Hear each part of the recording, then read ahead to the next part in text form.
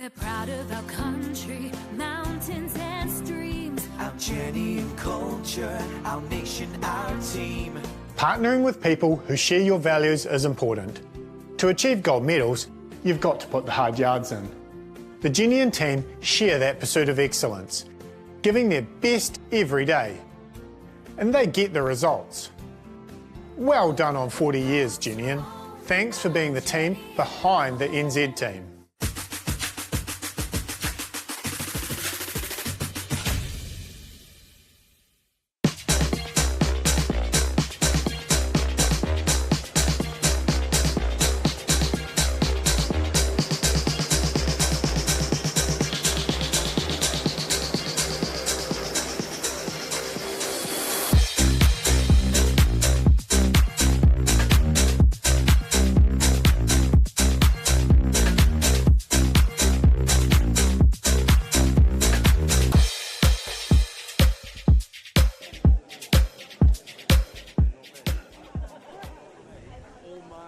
Kia ora everyone, welcome back to the 2023 Jennian Homes Track and Field Champs here in Newtown Park in Wellington.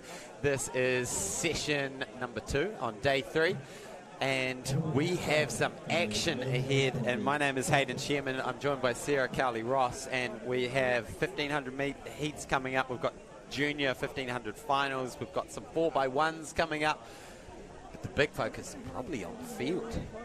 That's right, Hayden. We've got an afternoon of action. Feature event, certainly the women's pole vault at 2 o'clock. Then at around the same time, the men's high jump featuring Hamish Kerr, of course, at 2:15. And at 3:55, we will see Tom Walsh and Jack O'Gill for the first time go head-to-head together. So we cannot wait. But in the interim, we've got the men's under 20 shot put. Just the start list on your screen had just popped up, but this is Corin Hanning, who is in that competition. Set a New Zealand para record for his classification recently, speaking to his coach Marshall Hall. We saw him in the discus yesterday, a local athlete. Getting us started this afternoon, the conditions are much more favourable than this morning. There was a bit of drizzle early on. We had a lot of field events this morning as well who competed in somewhat challenging conditions, but the wind has settled, the rain has gone away, the crowd is building, and Hayden, we're in for an afternoon. We are definitely in for an afternoon, and I think the only really challenge for most of these athletes is the fact it's just not particularly balmy. It's cool. We've both got our ski jackets on, and you know, it's particularly for our field athletes, you'll want to be keeping nice and warm. There's lots of blankets and puff jackets going around, and then it's down to the singlet and shorts, ready for the action out in the circle.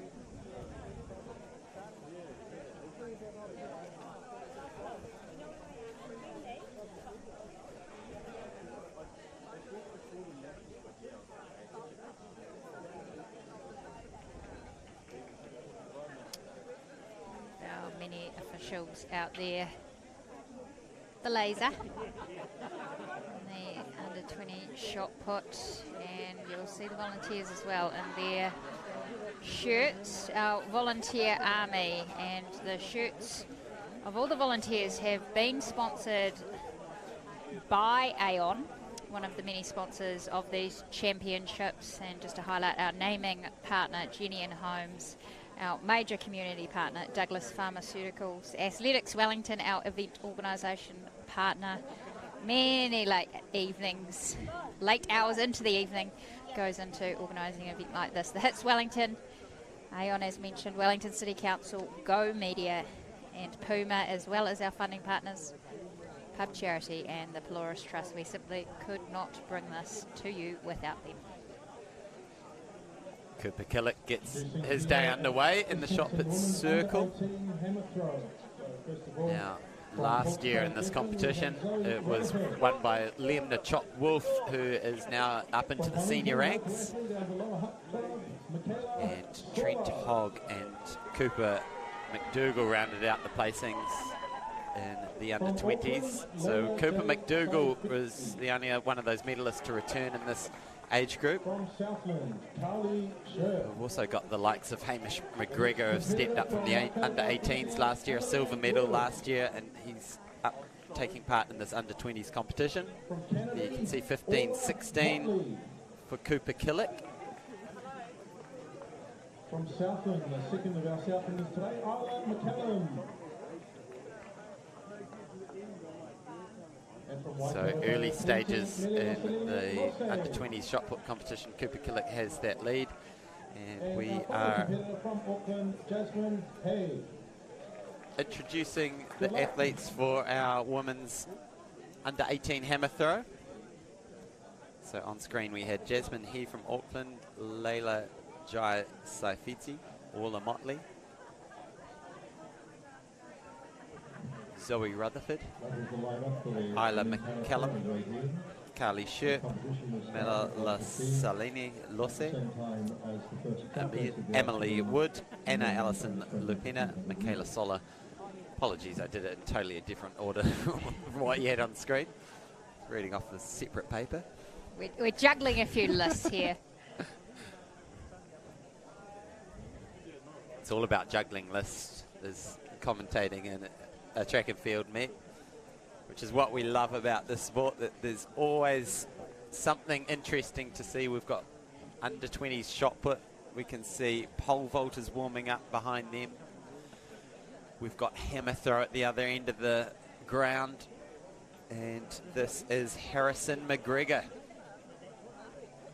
We're very close to 15. We've got already a lot of boys throwing out to that 15-metre mark. So Cooper Killick 15.16. Then Blessing Sefor went out to 14.93. Cooper McDougall in 14.54. This under-20 men's shot put competition is going to be very intriguing how it unravels. With Blessing Sefor, he's the reigning New Zealand secondary schools champion. And another 14 high result there. This is Anornell.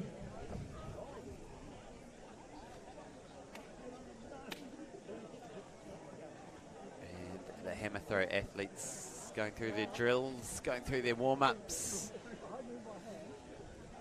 Getting ready to heave that hammer out into the Wellington sky here at Newtown Park.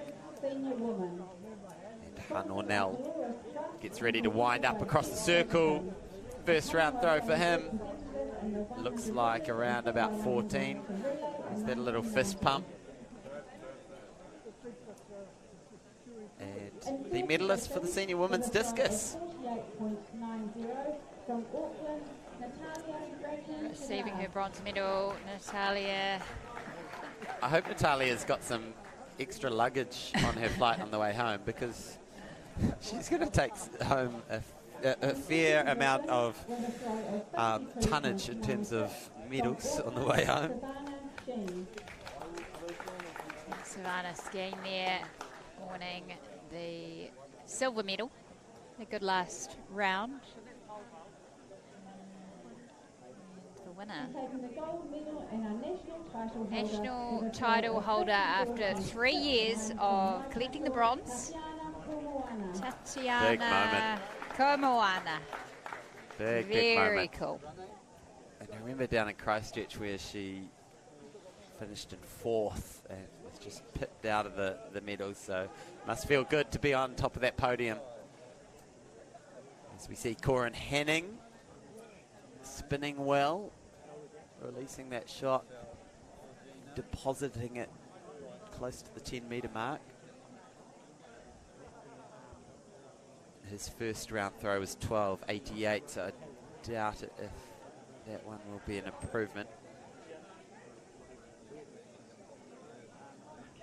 So we're into round 2 of the under-20s shot put and the under-18 hammer throwers getting ready to roll. So 11:36, so that doesn't improve Corin's situation. Now, how excited are you about this pole vault competition getting warmed up in the background, which is set to go at 2 o'clock? Yeah, well, this is the showdown we've been wanting for a long time. But actually, more than that, well, I've wanted to see these girls out there competing, healthy. Imogen competed at the Commonwealth Games, took that bronze on the countback from her teammate, Olivia McTaggart, but did so with a stress fracture, actually. So it took a while to bounce back from that. And then we have the return of Eliza McCartney. Rio, bronze medalist, but is clawing her way back. Great to see her in Hastings in January at the Potts Classic and also in the lead-up meet. Get over the bar there. Off an eight-stride approach, but I see her going through her paces, which is great to see. So good. I've been looking forward to this matchup for a very long time, and it was really cool to see them at the Potts Classic all competing together, and they had a good battle. But yeah, I really hope we get to see them pushing each other up to new heights. And was it last year where we had Olivia setting a PB, 465, I want to say, at this event? Let me double check that. I'm pretty sure it was at last year's national champs. She had a really cracking year, Olivia, and she got a late entry in the World Indoors and finished 6th there to start the year, and then obviously 4th in Birmingham, but season best at 4:55. And you are right, Hayden Sherman. Nailed it, boom, 4:65 in Hastings last year. They love the Hastings runway. Now you'll note as well, for those of you who were watching the pole vault this morning, the position of the mats has changed. Coach Jeremy McCall, not afraid of hard work, that man. Coach of some of these young women, has helped with the team to shift the mats. Not an easy task, but in order to get the right conditions for these ladies this afternoon, to get the slight tailwind that they're after, the mats now are at, what would you say, what's our direction? Zoo end, as Hayden Sherman calls it. Yeah, at the zoo end of the stadium, and they would be heading from south to north, so they will have that southerly behind them, pushing them into the pole vault mats. Angus Munro Walton will be outside him. Blessing Sefor, can he inch his way into the lead? He's got a 14.93. That is 23 centimetres behind competition leader Cooper Killick. Harrison McGregor has just inched in front of Blessing Sefor in round 2 with a 14.94. So it gives you an idea of how close it is up the top. Oh, that's a big one. There we go. Blessing Sefor. That has set the under-20s competition alight. 16:58. Game on. We're at the hammer. This is Carly Shrew of Southland. Sit out there, around about 40 metres. Early stages of the women's under-18 hammer throw. So we'll go here at Newtown Park, and we also have the men's shot put. As mentioned, Blessing Sefor, but this is Harrison McGregor, Waikato Bay of Plenty. It's a red flag there, so that will not count. And this is Amelie Wood from Waikato Bay of Plenty in the under-18 women's hammer throw. Just amazing to have 3 women hammer throwers last year at the Commonwealth Games, and Julia Ratcliffe, who took silver medal alongside Lauren Bruce, and our other finalists, Nicole Bradley, who has had an illustrious career. Nicole and Julia have subsequently retired after the Commonwealth Games, but we thank them and acknowledge their achievements in the sport. Absolutely. 2022 was an all-time year for women's hammer throwing in New Zealand. It was so great to see those three women up over 70 metres, all competing together and heading to World Champs, Com Games. So good. It was a special time for It for was women's a special hammer. time. It was a ding-dong battle at the Yeah. senior women's hammer. Yeah. I remember us just losing it. Julia, set the tone, and so did Lauren. And oh my, Yeah. by crikey! Yeah, and we've seen that national record go back and forth between Julia and Lauren over the last few years. Now Lauren has it to herself, but she's got to keep an eye on it, looking over her shoulder with the likes of Lexi Maples coming up behind her. Yeah, I believe Lexi Maples is going very well in training.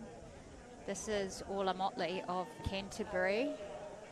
Her first round is around 40 metres. The towels are out to try and get those throwing shoes dry before they enter the circle. This is Corin Hanning. So Corin Hanning with that best from round 1 of 12.88. That looks like it is around that 10-11 metre mark. And we've got the first of our heats of the under 20s.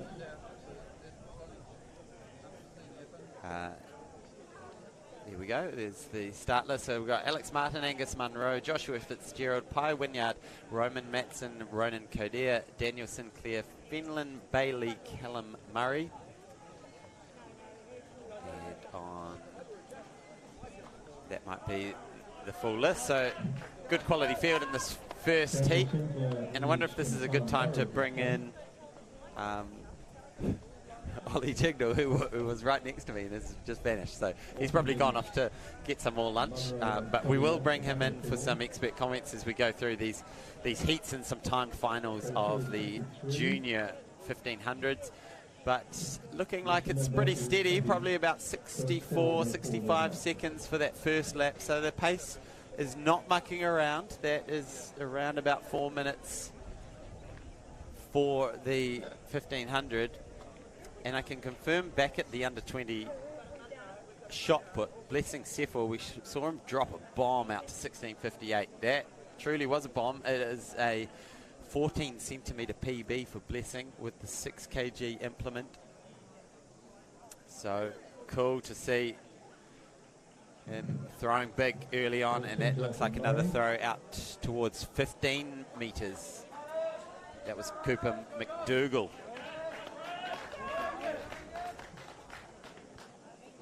So Daniel Sinclair continues to lead this field, doing a wonderful job of pacemaking actually, which isn't a bad strategy for the heats, because you always have this opportunity of just taking the sting out of the kicker's legs and also just whittling down the field. So they've gone through in 2:08. So obviously a little bit of a game plan coming in for Daniel Sinclair, just setting a pace, knowing that he can front run a 4 minutes or so, 1500 metres, and being prepared to take it from the front back to the hammer throw.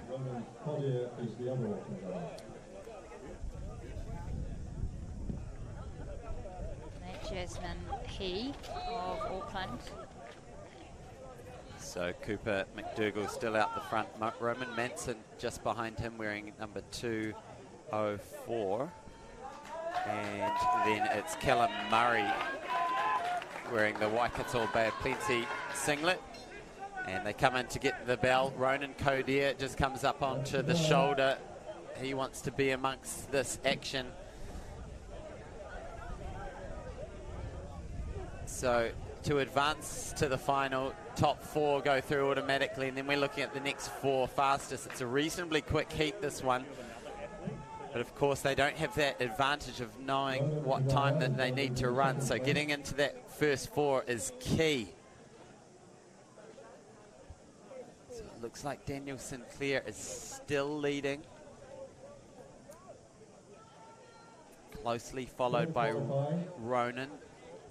Looking at this point, fairly straightforward on those grounds, but remember there was another 4 places. Yeah, so up onto his toes now is Daniel Sinclair. He's going to cruise through, and it looks like a clear break with these boys feeling pretty comfortable about booking themselves a spot in that final. So it's Manawatu, Wanganui, Waikato Bay of Plenty, and then the 2 Aucklanders coming on through. So a lot of action over that last lap, stretching out the field, but great work from Daniel Sinclair, led from the front, Under 20 men's shot put, still leading. knew what he needed to do. That's blessing, Sefo, who you are seeing this fantastic camera work by our stream shop crew. And 16, and over at the under 18 women's hammer, Leila Ye Saifiti of Auckland. She's in the circle.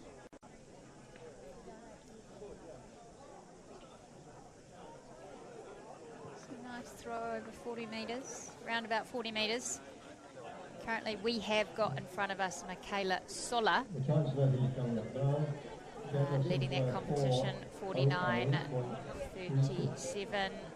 And as we just take a shot there at our men's pole vaulters, we have Imogen Eris in the Auckland uniform, Commonwealth Games bronze medalist. And she will be going through her paces and trying not to stab under 20 men's shot putter as they go past with the pole. It's Carly Schlerb. I'm not sure who would come off second best with that. I imagine the pole vault girls might find themselves bouncing off the shot putters. Not a good situation. Newton, But yes, Newton's laws there. Very close, and fortunately the shot putters aren't having to walk over the runway, but there's a lot of action down that zoo end of the track. So we've got heat number 2 lining up. Sam Idians will be running on the inside. Christian Duval, one of the key men to keep an eye out for next to him. Etienne Cologne, William Johnston, Matt Hill, William Larkin, Joshua Gill, Joseph Morgan and Lorcan Rabbit.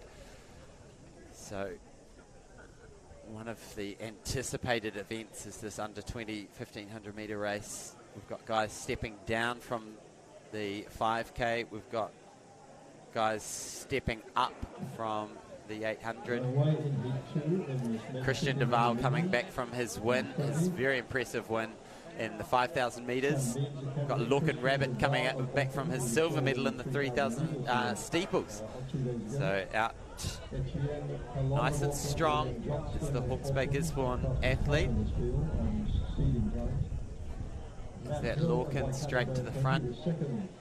It is, so prepared to get out and run fast. He's seen the times from the previous race, so he'll have a good idea of what he needs to run, and this is a smart strategy, just making it a done thing. We've got Joshua Gill there from Tasman, and then it's Christian Duval sitting in 3rd place before we get to the rest of the pack, but stretching out the field is Lorcan Rabbit. And it'll be very interesting to see what split we get. Remember, the first heat went through in about 64 seconds, brilliantly paced by Daniel Sinclair. This one was a bit faster, 61 seconds high. So a lot of intent shown by Lorcan. And this pack really struggling to stay with him with this early pace. Maybe just starting to slow up a little bit now as Joshua Gill closes that distance. Christian Duval keeping a close eye on proceedings, just hovering in there now, moving into 2nd place. We've got William Johnston, the 2nd of our Aucklanders there, and Etienne Cologne, Christian the Devine other Aucklander, certainly moving into 5th place now. So after being strung out on that first lap, things have condensed now and the pace has visibly slowed as Christian Duval takes the lead now. After a 61-second first lap, that was more like 68 seconds. So it shows the dynamics of a 1500 and how a fast pace can suddenly become tactical. And now all of a sudden, these boys are looking at the threat that maybe only the top 4 from this heat will go through to the next one, because the pace of this race has been stripped away over the last 500 metres. So it's Auckland 1, 2, 3. After that early pace-making, Lorcan Rabbit now just starting to drift off the back of that pack slightly. The 3 Aucklanders leading the charge. Sam Idians there from Canterbury, keeping those Aucklanders honest. 2:59 at the bell. What is this kickdown going to be? Looks like 4 athletes just trying to edge away from the Tasman athlete and the Waikato Bay of Plenty athlete in 4th and 5th and 6th. Respectively, so it's 3 Aucklanders, 1 Cantabrian, Sam Idians right up there. Christian Duval continues to lead. Now moving up through the gears, Christian Duval.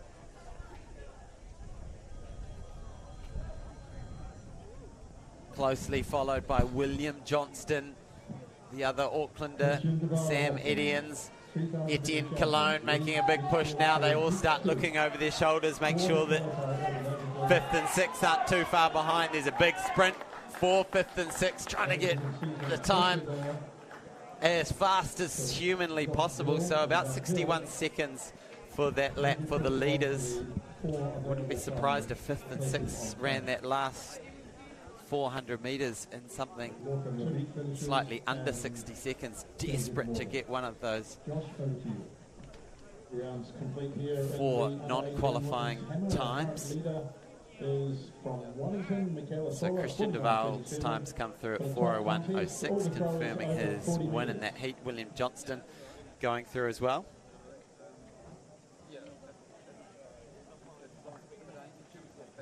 Etienne Cologne 4:01.27. William Johnston second 4:01.12. Etienne Cologne.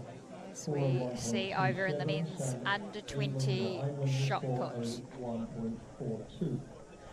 This is Cooper Killick from Canterbury. 4:01.81 for Josh Gill. Red flag. Red flag there for Cooper. So his best today is in round 1 to date. But as we look now to Michaela Sulla from Wellington, one of the real promising talents in our young throwers, coached by her father, Shaka, Samoan representative at the Olympics, Kayla. Oh yeah, Gets it out there. at around that 50-metre mark. Now we've got confirmation coming through of the Little Q qualifiers from those under 20 1500-metre heats. So Joshua Gill with that big sprint finish with Matt Hill, that was enough for them to jump up into one of those 4 non-auto qualifiers, as well as Pi Wynyard and Alex Martin from Heat 1. So we've got 12 athletes booked their slots in the final for tomorrow. Next up on the track will be the under-20s as we see Blessing.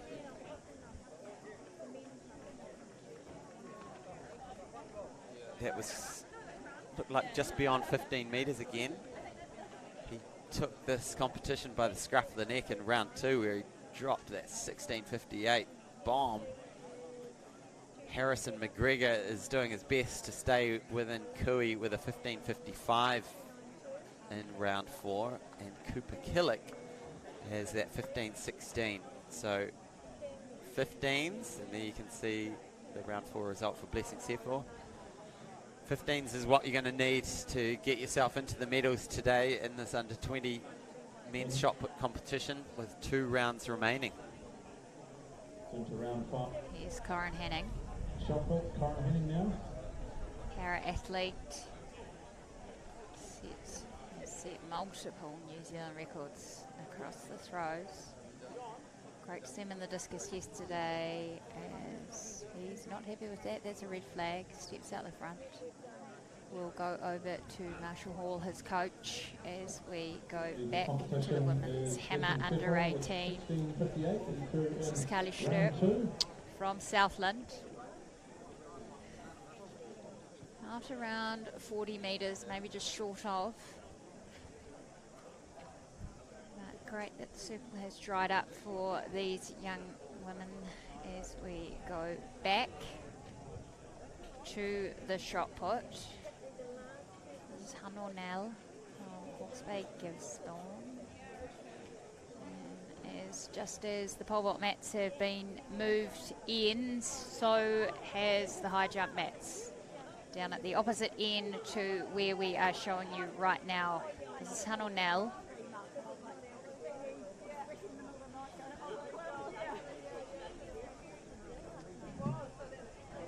That men's 20-1500 metres.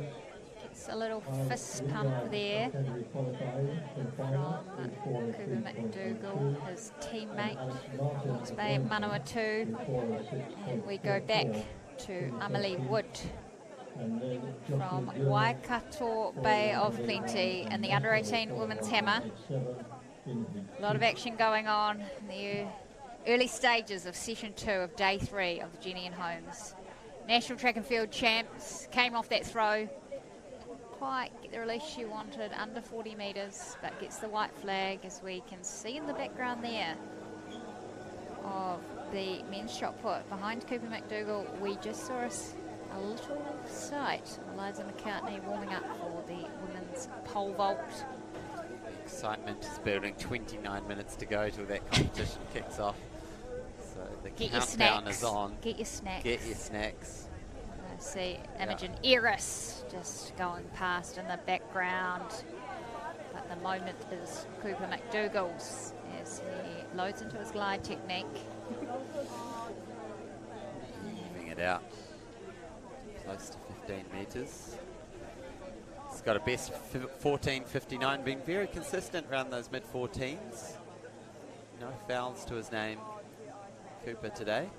This is Orla Motley from Canterbury. It's good throw there by Orla on the 40-metre mark. So we are in round 3 of the under-18 hammer. And we have Michaela Sulla in the lead, 49.37 from what we can see on the results in front of us. But as we go back to the men's shot put under 20, Harrison McGregor, Waikato Bay of Plenty. They're in round 5 at the shot.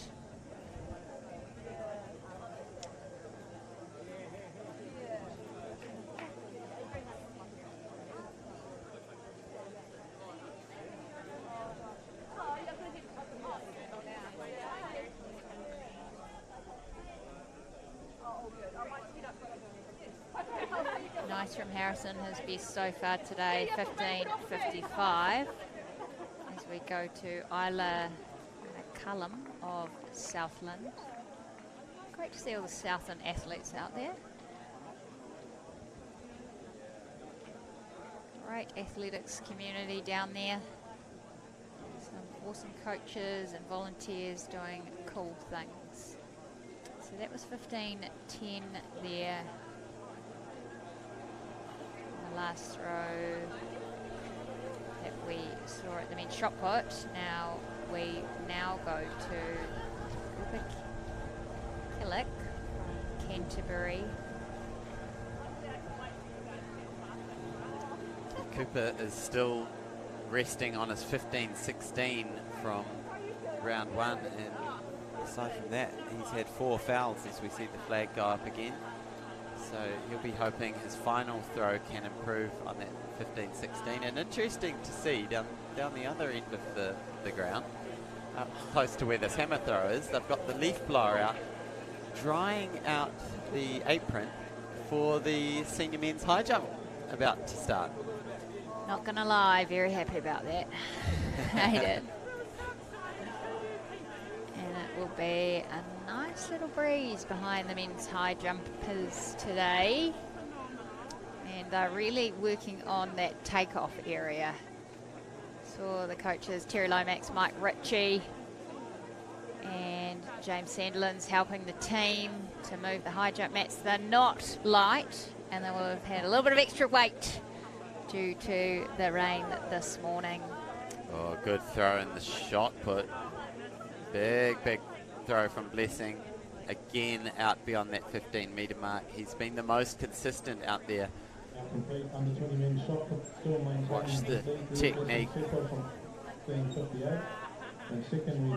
Blessing. Heaving it over. 16. The anticipation, 16-0. So it won't improve on his best. You're kind of hoping that middle bar on the third number would come up. Yeah. 16.58 is his best, but Jasmine He at the hammer gives it a heave-ho. So one more round in the under-20s shot put. We are in the third round of the hammer throw. And this is the final throw for Corin. Best today of 12.88. That looked okay, but probably closer to the 10-metre marker than the 15-metre marker, which is not what he would have been hoping for, but we'll wait and see what this comes through as. 12.4.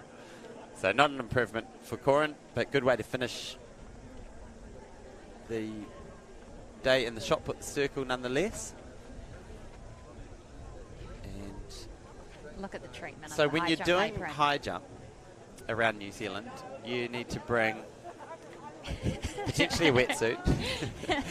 Well, maybe just some sort of a thermal. You need a blanket to stay warm, potentially a leaf blower to clear the apron. We talked about a broom kind of thing, one of those special brooms that's designed squeegee for mop. Squeegee mop. Anything else that we want to put in the overhead luggage compartment? Umbrella's always a good one. I have to say, the old leaf blower, one of my favourite power tools actually. So satisfying. So satisfying. So satisfying. And ultra satisfying today. That official down there is doing is being very diligent and deliberate about the area he is drying out. For our senior men's high jump, set to go later this afternoon. Yeah, the countdown for that was 37 minutes away, to be precise. Hayden's got a lot of clocks going on here. Yeah, we've got countdowns all over the show. Countdowns all over the show. The Tom and Jacko countdown, we've got that. So, Cooper McDougall, he's finished up his day in the under-20 shot, but we've got a timed final next up in the under-16s.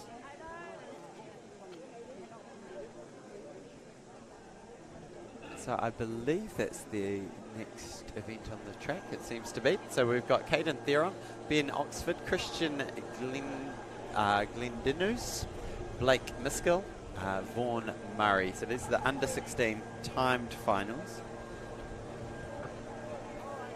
And I was just checking to see if there's another heat for this under-16, but there isn't, so which means this is effectively just the final. So straight final, 6 athletes.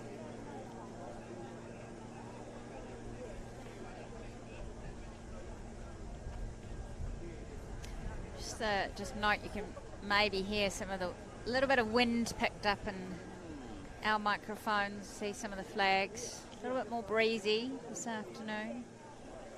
Just in time for the pole vault, eh? Just in time for the pole vault. What the pole vaulters love, they absolutely love this, is when they do their warm-up in one condition, then the wind changes for when they're actually competing. That's their favourite scenario. Pretty much any jumper. Yeah. You know, you're trying to get accuracy on the board and the horizontal jumps. You're trying to get the right position in the high jump for a takeoff. All right, Harrison McGregor, he's sitting in second place. He needs a big throw in this final round of the under-20s shot put to get him up into first. He'll need to improve by more than a metre. So he's on 15.55. Blessing Sefor, 16.58. That's the equation that he's got in the back of his mind. He will need to throw the throw of his life in the final round here at Newtown Park. It's over 15 metres. Is it enough over that 15 metres? Is that a metre 59 beyond those little yellow markers that represent that 15-metre line? That's what we want to know. Is that silver medal that Harrison McGregor has his hands on, will it become a gold? It's turning to 16. The anticipation is killing me, but it's a 16.2, 16.20. So he finishes on a massive high. He pulled out the best throw of his day right when he needed to, but it won't be enough, because Blessing Sefor has come out of the gate swinging with that 16.58 in round one. And Cooper Killick, who I forgot, remember we had a change of order in the recent rounds, so he still has a response. So he's got a 15.16 and then 4 fouls. What's this one going to do? Just shy of 15, so that won't change the equation. Slaps the hands, but he'll get a bronze medal. Goes and gives a high five to Blessing Sefor and Harrison McGregor.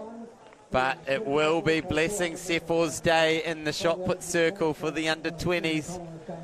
Not quite coming out of his hand the way he would ideally like it, but nonetheless a great shot put competition. And here we have the current leader in his final throw. He's the under-18 champ from last year, the reigning New Zealand Secondary School senior champ. And he's about to do his victory throw in the shot put circle. Blessing Sefor.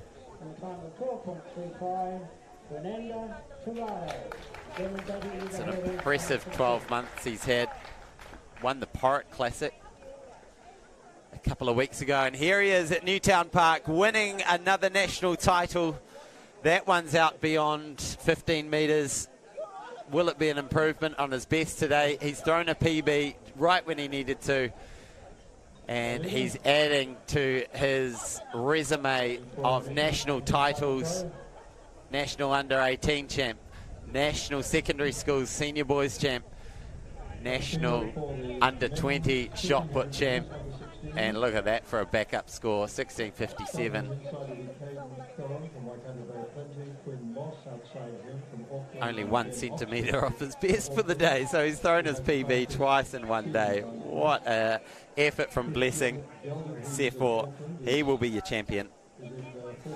As we turn our attention over to the hammer throw circle, where I believe we're now into round 4 with Charlie Sherp.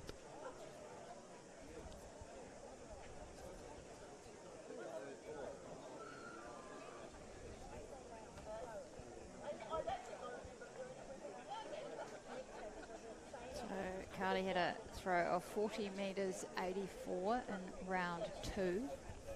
So our winner of the shot put, and that looks better than that to me, the naked eye. second, Harrison McGregor, 16.20. The field is now down, as we see on the pole vault runway, warming up Eliza McCartney. And for those who have tuned in to catch the women's under-20 1500 metre heats, I believe that has been turned from heats into a straight final for tomorrow. So that's why we've had a little gap in the program on the track. So a couple of scratchings meant that 12 athletes automatically go through to Sunday, which will keep the likes of Emma Ferguson, who won the 800 yesterday, Kira Hall, who got second behind her, Zara Geddes, who won the 5,000, got third in the 5,000, Catherine Lund, who got silver in that race, and Samantha Fuchs, who got third in the 800. All those athletes have had a busy weekend already, so they will be pleased that they can just go for a gentle jog today to keep the legs fresh, and then come back tomorrow and do the big 3 3/4 laps. How long's a gentle jog? I think most, when I was running the 1500, often you'd do the day before, you sort of do a warm-up. So you just go through your warm-up routine, which might be 15 to 20 minutes of jogging, and then go through some gentle drills, but and maybe some strides, and then a jog warm down. So just enough to feel active without stressing the body at all. That's what I did. Everyone's different. This is true. So we've got 5 athletes lining up for this one. This is the final in the under-16 boys 1,500 metres, 3 3/4 laps. We've got Christian Galdanuis, Quinn Moss, Ben Oxford, Vaughan Murray, Caden Theron, Blake Miskell. One of those athletes is missing because we've only got 5 out there, and it is one of the Aucklanders. I think it's Quinn Moss who is missing, judging by one of the Auckland team managers who just yelled out, "Go Ben, go Christian," but failed to mention Quinn's name, so that sums things up. But at the moment it is Ben Oxford who's at the front, leading the charge for these boys around Newtown Park. They go through 400 metres in 69 seconds. Reasonably good clip for these boys, but it's not too fast that they can't all be in contact. So 3 medals to be divided up amongst these 5 athletes. This is going to be an intriguing race. The benefit of only having 5 athletes in a middle distance race is there's not as much traffic to worry about.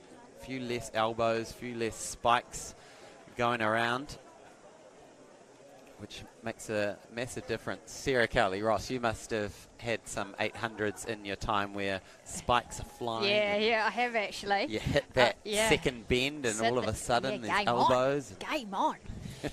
Yeah, got spiked a lot on my shins actually. Yeah. Now I don't know if that was because of my fault or my fellow heptathletes, but certainly it's no joke. Yeah, and it's funny. It's one of those things that you don't really feel when it's happening. You know that you're getting scraped, and it's only after you look down at your shins you're like, oh my gosh. It's a bit of a bloodbath. So 2:18 at 800 metres. Ben Oxford doing a good job of leading these 5 men around the track, and he's done such a good job that it's whittled down the lead pack to just the 2 of them. So Caden Theron of Waikato Bay of Plenty is the only runner so far to have gone, and these 2 stretching out that lead to 25, maybe 30 metres. It's certainly looking like this could be a decisive break, and just as I say that, Ben Oxford winds up the pace a little bit more and puts about 5 or 6 metres between him and Caden. So incredibly good front running here from Ben Oxford, being willing to take it from the gun, set the pace, and asking these boys to chase him. He gets the bell with about an 8 to 10 metre lead, and then it's about 10 or 12 metres back to the Wellingtonian Blake Miskell, who is chasing hard. So Ben Oxford, Caden Theron, Blake Miskell. Remember, this is the final of the under-16 boys 1,500 metres. About 10 metres separating first, second and third and fourth. So the field's stretched out with 200 metres to go. Here goes Ben Oxford. Has he got enough energy to get him through this last 200 round this top bend? Surely when he hits that home straight, sees the finish line and realises there's a national title waiting for him at that finish line, he will get a resurgence of energy, looks over his shoulder. He will run away to a national title. And behind them there's a big old sprint for second place. It's going to be Ben Oxford for first, but the Wellingtonian on his home turf, Blake Miskell, will come past Caden Theron for second. Whew. What a finish. And Vaughan Murray coming now through for fourth, and finishing up in fifth is Christian Galdanuis. I hope I'm getting Christian's last name right. Someone in the comment section jump in and correct me.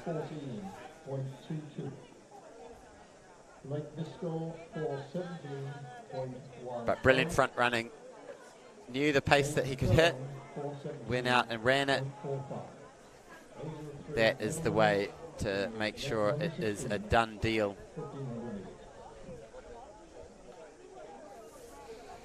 Done deal, all right. 4:14 for Ben Oxford.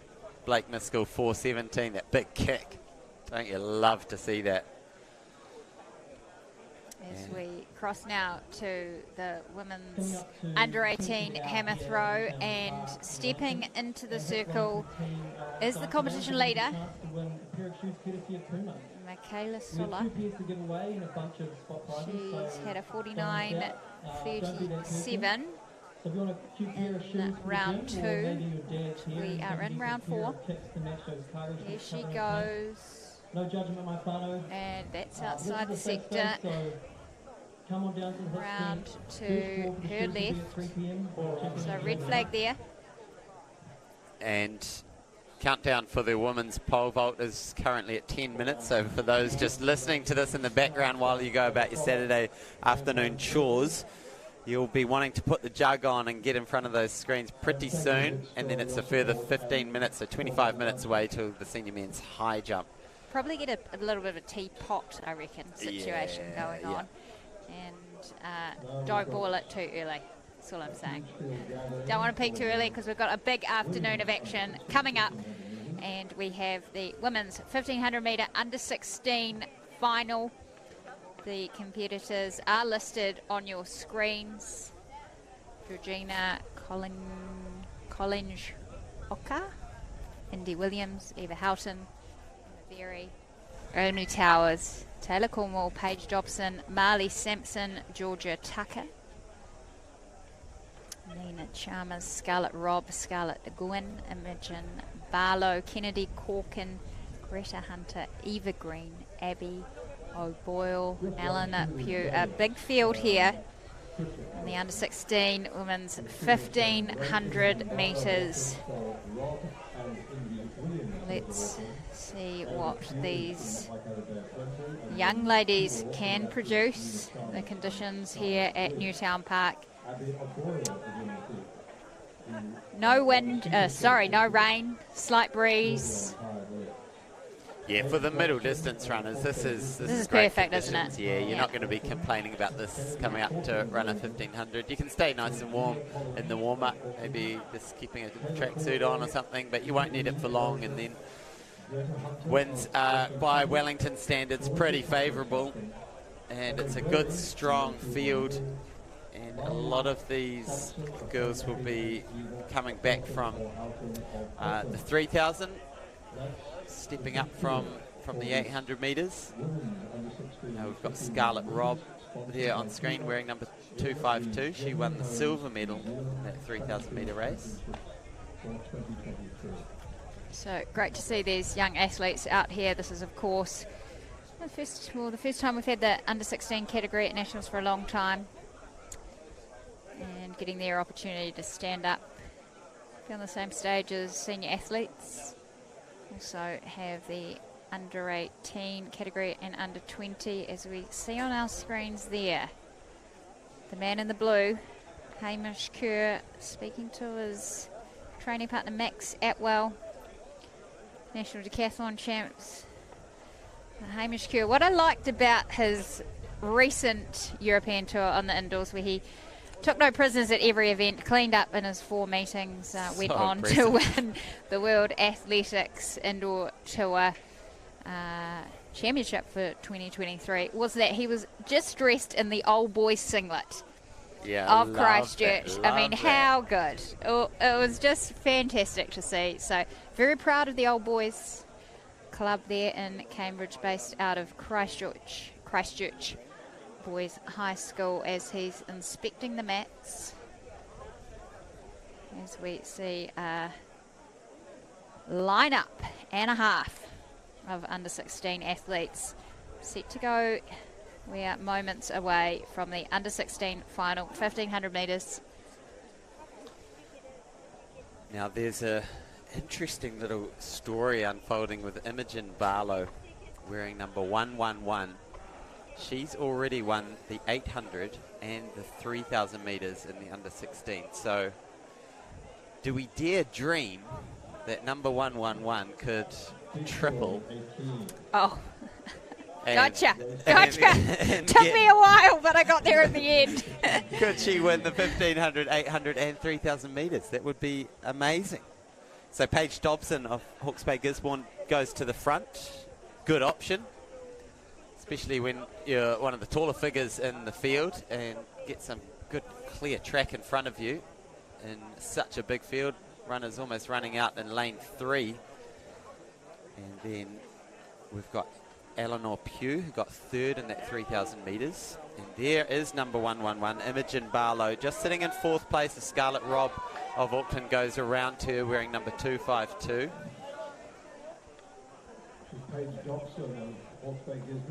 So I'm assuming Eleanor Pugh is the little sister or cousin of Elliot Pugh from Tauranga. Someone will be able to jump in the comments and confirm that one, surely. Craig Kirkwood, help me out here. We'd love to hear from you in our comment section. He's probably trackside, so maybe he's not. He's not watching. Positive vibes we want. So there we go, continuing to lead, doing a good job of leading this field round is Paige Dobson. There is Eleanor Pugh, and the Aucklanders Scarlett Robb and Imogen Barlow keeping a close eye on developments.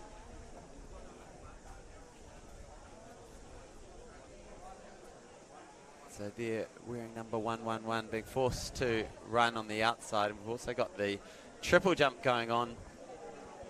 Is that the under 18? That's right, it's under 18s. So this pacemaking duties continues with 2 laps to go. 700 metres already at the front of this pack, but she's doing a good job. Whittled that massive field down to, what, 7 athletes are in contact with the lead now. A lot of blue Auckland singlets, and you can see these athletes are finding this pace pretty honest.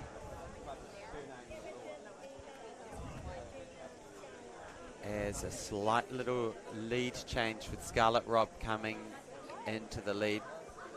Scarlett with a background in gymnastics. I was talking to her and her family just earlier and raised the idea, would you ever consider pole vault? And fortunately there was a pole vault coach sitting right in front of us. Oh, there you go. So we had that little discussion. Talent transfer right there. Interesting combo, 1500 pole vault, I must say. And Imogen Barlow starting to come up onto the shoulder of Scarlett Robb. On the outside, we've got Paige Dobson, who did a lot of that early work early on. Eleanor Pugh just tucked in there as well. Nina Chalmers in there, who got second in the 800, so we know she's got a kick as we get the bell. So it's 5 athletes all running together. We've got Hawke's Bay Gisborne, we've got Waikato Bay of Plenty, we've got the 3 Aucklanders who are starting to pull away now. Scarlett Robb leading that charge, second in the 3,000 metres. Right on her shoulder is the young woman who won that 3,000 metres and also won the 800 metres. Can she do the triple? Wearing number 111, Imogen Barlow. Scarlett Robb gritting the teeth, and here goes a huge kick from Imogen Barlow now. Look at this acceleration from this young girl.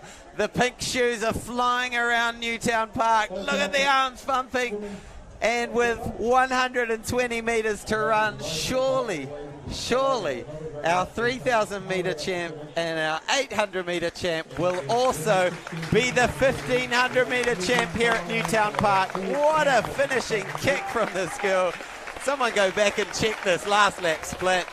Impressive running, Imogen Barlow. And Scarlett Robb, after all that work she did, she's going to finish up with another silver for the day. Big finish with the Aucklander and the Waikato Bay of Plenty athlete Eleanor Pugh. Not sure who took it on the line. It was neck and neck, but what a finish, what a kick. What a kick from Imogen Barlow. Such impressive running. Just sat there, bided her time. She's 14 years old. Her personal best is 4 minutes 34.76, so that will be just outside of that, but did set a personal best yesterday in the 800, as we have alluded to. She won that title, she won the 3,000, and now she's going home with 3 gold medals. There you go, Hayden. You're happy about that, aren't you? How about this drama for third? I love the symmetry of that. Looks like the Auckland girl just bit of argy-bargy. Yeah, so whenever there's contact like that, the officials will take a look at it, no doubt, and I wonder if we can get another angle potentially of that finish as well. Have a little look at who crossed the line first. I have to say, Imogen Barlow looks quite fresh there. Yeah, amazing. Amazing. So someone jump in that comment section, rewind it for us and see what split Here we she go, split here for we the last go. 400. Oh, it looks like it's Auckland. Auckland with the clean sweep. So it has been given to Nina Chalmers, 4:43.99, and then 0.05 of a second back to Eleanor Pugh. Close racing. Wonderful to see all these girls getting great experience at a national level, and most of those young women will be pushing on next year into the under-18s. Neles Lossa Lenne Losse of Waikato Bay of Plenty in the under-18 hammer there. We've also got the under-16 triple jump going on the back straight, and we will update you on that shortly. Just trying to find a number here for our competitor we see on the screen. Tricky ones for those triple jumpers, but great to see them out there in action.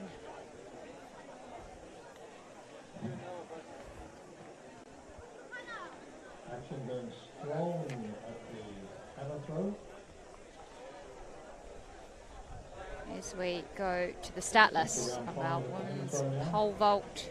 Here we go. This is one of the big ones for this afternoon. Do you want to run us through the start list? Yes. Sarah? Maya Wingfield of Auckland, with her teammate Olivia McTaggart, also of Auckland. Otago athlete Alexa Duff. Jessica Strick from Auckland. Also Imogen Eris from Auckland. Aria Rhodes from Auckland. Eliza Meekings from Canterbury. Lily Bing from Auckland. She was in action earlier today in the pole vault. Hannah Aid from Auckland.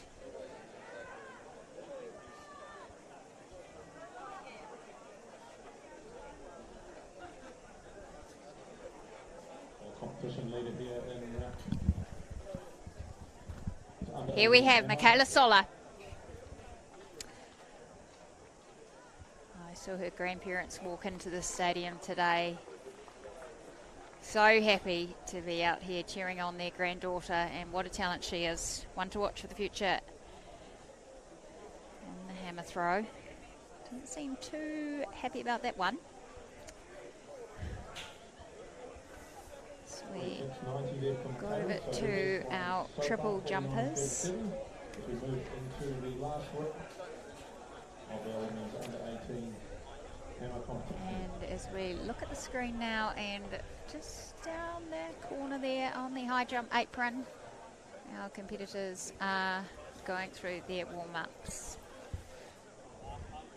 All right, so there's the results for the men's under-16, confirming Ben Oxford leading gun to tape, 4:14, well-deserved. Blake Miskell getting that sprint finish ahead of Caden Theron. both hitting 4:17. So great to have these 1500 metre heats going through, and the pole vault has begun, the senior women's pole vault. So a reminder that we start at the love that claim. That's awesome. The arms wide open claim. 39.94 for Carly in the final round pro. And the under 18s triple jump. This is Neve Beattie from Otago.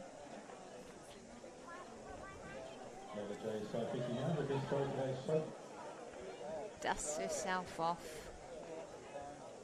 Gets the white flag, so she'll take that jump. As mentioned, early stages of the women's pole vault. Take a while before our top competitors enter the competition. We look forward to that. There's Leela J. Saifiti of Auckland in the hammer. Across to Charlotte Goldsmith of Auckland in the under 18 triple jump on the runway.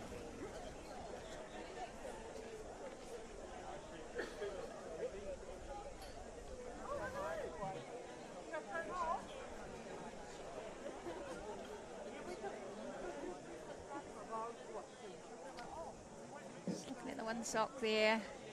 Nice little breeze behind her, white flag. She'll get that jump measured. John O'Moyle there, her coach. Former Commonwealth Games long jumper. And I saw his daughter Sienna run in the 100 yesterday. As we go to the women's hammer. This is Orla Motley from Canterbury. Under 18 women's hammer going on, under 18 women's triple jump going on, pole vault senior going on. Senior men's high jump about to start. Clock is at 9 minutes. 9 minutes. And counting. Okay, so you stop your pole vault clock. Yep, Now the pole vault has begun, early stages still. So here we are, and we'll get an update on the height of that bar.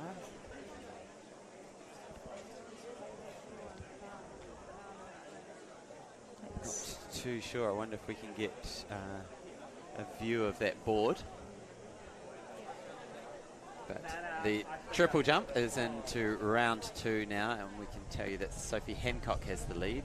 Here are Zara Rattray and Neve Beattie sitting in 3rd. So each of those 3 jumpers up into the 10-metre range in the early stages. Now here is the start list of this men's 1500. We've got Joe, Martin, Toby Caro, Oscar Munro, George Wiley, Hamish Murray Mix, Tuttle, Cooper Whiteman, Jack Erickson, Alfie Steedman. Keep an eye out for him, New Zealand mile champion. Also came first in the 3,000 metres. And is it just the 9 athletes? Oh, we've got some more coming. Okay, Angus Sevier, it's a big old field. Angus Sevier, Wilson Lai, Elliot Pugh, Ben Brunner, Daniel Prescott, Max Wildboar, James McLeay, Jude Deaker, and Luke Cudby. So in terms of those who have featured this weekend prominently already, Alfie Steedman winning that 3,000 metres, Angus Sevier coming 3rd in the 800, James McLeay 2nd in that race, Elliot Pugh 2nd behind Alfie in the 3,000 metres. So this is a quality field. We know the strength of these young boys coming up through the ranks in middle distance running. Alfie Steedman winning that mile title in a PB of 4:09.96. So what would the tactic, Hayden, be to not trip up in this size field? I'm really interested in it. I think if you're one of the more 3,000 orientated guys, someone like Elliot Pugh, you're probably looking like, just get out hard and let's make it honest. A lot of these boys, like a 4:09 probably equates to, you know, a 350, maybe just under 340 something, 1,500 metres. So a lot of these guys will be comfortable going at sub 4, but if you can make it a 350 race from the start, you're going to immediately wear out some of those other boys. So if I'm more of a strength-orientated guy, that's what I'd be doing. If I'm more of a wheels-orientated guy, I'm going to hope it's slow and just sit at the back. So this is where you get the 800 boys stepping up, the 3,000, 5,000 guys stepping down. And this is why the 1,500 is the true test of speed and endurance all combined into one running machine. There you have it, Hayden Sherman analysis. Loves it. We're here for it. And there's something about this event in the blood of New Zealanders. Absolutely. You know, with so much heritage in it, and the tactics involved. We just see just to our right, Richard Willis, the father of Nick Willis, one of the all-time greats of New Zealand 1,500 metre running. He's seen a fair few 1,500 metres. Fair few in his time, called a few. He's amazing volunteer here for Athletics Wellington. He's great. Great guy. Big fan of the sport. Often does a lot of the voice work, as he's doing this week. He just tapped me on the shoulder before. He said, Imogen Barlow looks to have all the goods. Oh, there you go. It's always, you know, I never love to put too much sort of expectation on the younger athletes, but yeah, great to see both endurance and a good kick from Imogen, showing the full range of her abilities at such a young age. Is really cool to see. But here we are away with the under 18 boys 1,500 metres. This is a big one. We've got 18 athletes lining up in this one, and straight to the front goes Angus Sevier. So he got third in that 800 metres. Right behind him is just trying to pick up that number, is James McLeay. So it's the two 800 metre boys, James McLeay wearing 6:02, who are lining up to lead this one out. You can see how wide these guys are running, almost out into lane 4. So there is a lot of traffic, and the pace at the front is slowing up. See, this is one of the issues when you get to the front. You sort of say to yourself, well, why should I have to do the work and drag these guys around? I'm going to conserve up the front. So 4:10 Angus Sevier prepared to just ease off the gas now that he's found himself in the lead. We go through with about 65 seconds on the clock for the first 400. So that's 4:03 pace, which is going to be comfortable for at least half of this field. The under 18 1,500 metres is away, and we're coming up to 500 metres, and still we haven't had a major injection of pace yet as Elliot Pugh comes around. As I mentioned, potentially would be a good idea if you're more of a distance orientated guy. We saw who we think is his sister in one of the previous races, but Elliot Pugh has given the race a bit of an injection of pace now. Angus Sevier is just tucked in, keeping an eye on what's happening in front of him. Haven't seen much from Alfie Steedman yet in these early stages.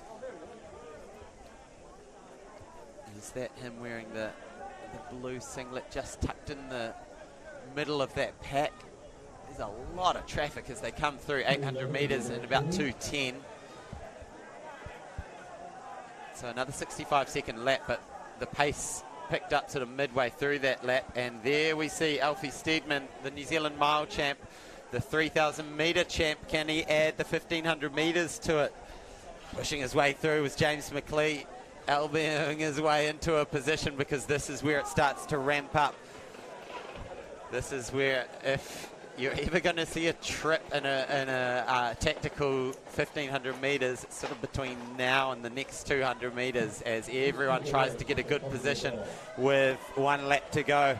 Coming around the outside is Ben Brunner from Wellington. We haven't seen him near the front. He gets a good cheer from the crowd as they take the bell in 3 minutes exactly. Now the pace starts to move, and now everyone's in lane 1 rather than running it out into 3 lanes. So it is Ben Brunner moving to the front, the Wellingtonian. Right on his tail is Alfie Steedman. He wants to control this race. He wants to be right up there and deal with any attacks that come on but we've got 6 athletes all there, all within a chance. 200 metres to go. This is the under 18 1500 metre final. Big bragging rights on offer here to take this one. We've got the mile champ, we've got the 3,000 metre champ coming to the front of the race now. Alfie Steedman, a little look over the shoulder, moves into the home straight, gets the wheels going, turns up through the gears. Here he goes, Alfie Steedman pulling away for a national title in the 1500 metres. Huge adding to his mile title, his 3,000 metre title. This boy is having a summer. Yeah, wonderful to see such a big, deep field there in this final 1500 metres in the long strides. Coming through. Look at the start.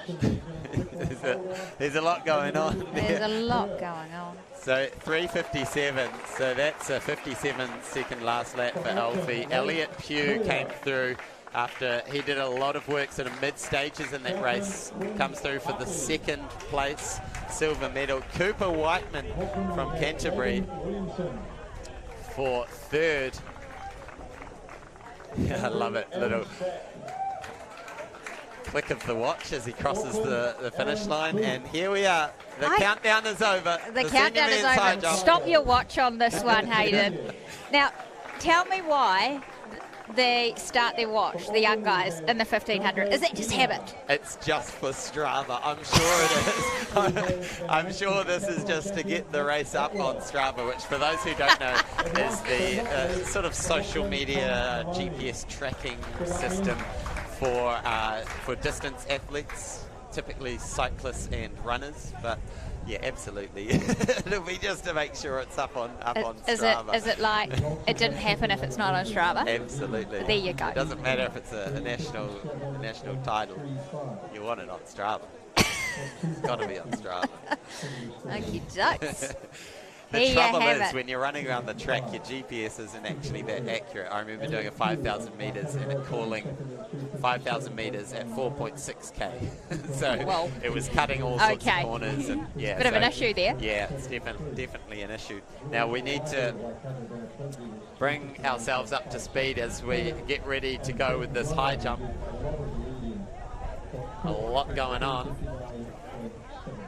Just an apologies there to Samantha LaSalle. She's actually coming up. Sorry, just a parent telling us how to pronounce the names, which is great. We love it. We apologise if we have not pronounced your names correctly. We're dealing with over 700 names this weekend, and we are trying our best. 745 to be 745. As we just have a little bit of a gust of wind come across sort of from the southeast, and that is the worry for the pole vaulters. I can see the sock down there is blowing directly behind them, but I do wonder, is it sort of just circling around a bit and giving them a bit of a crosswind as well, which you don't want, which you can send that pole flying all sorts of directions as you're running in near full speed. So wind is on and off at the moment.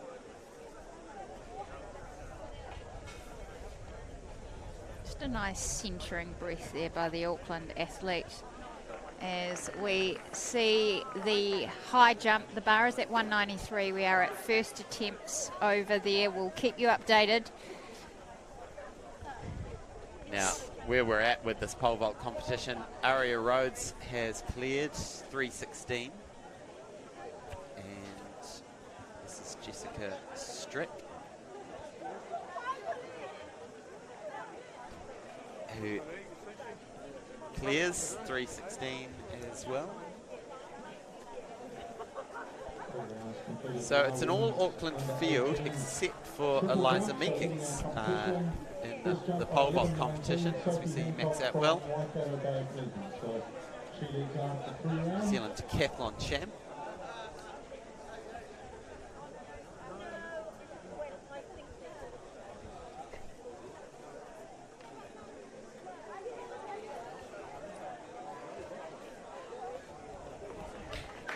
good clearance there, getting his day underway in the high jump. I like the headband there. Not to be on that attempt at the pole Maya vault. Wingfield. So the bar with the high jump is set at 183, and it's safe to say we won't see Hamish Kerr open here, but we have got Tom Maloney, Andre Pina and Max Atwell clear, and the rest of the field have all passed. So looks like the bar is going up 5 centimetres up to 188. And now we have the sole Cantabrian.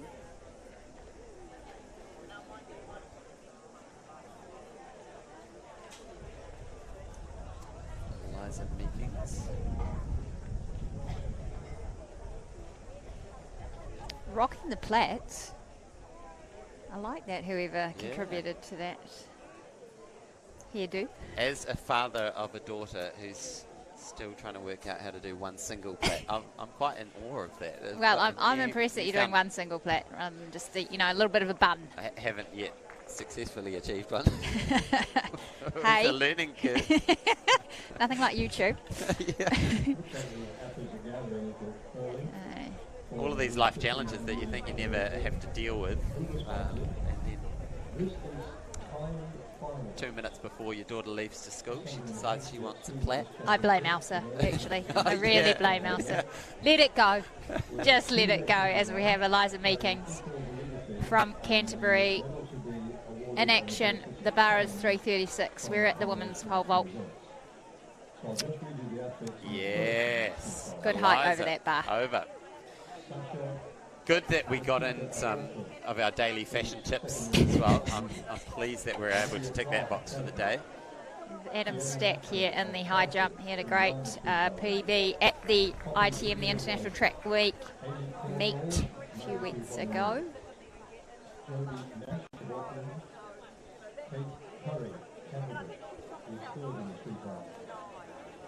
Yeah, 208 for Adam. One of the cool things with senior men's high jump at the moment is behind Hamish we've got lots of boys who are on the up. So Adam Stack dropping PB, Rafe Quio PBing with 206, Mate Podeye up to 206 as well.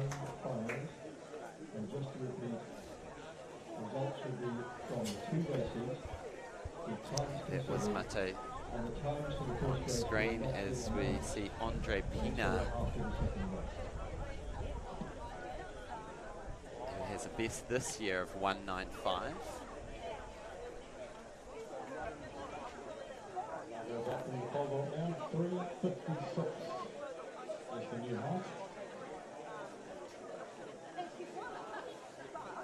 Just visualising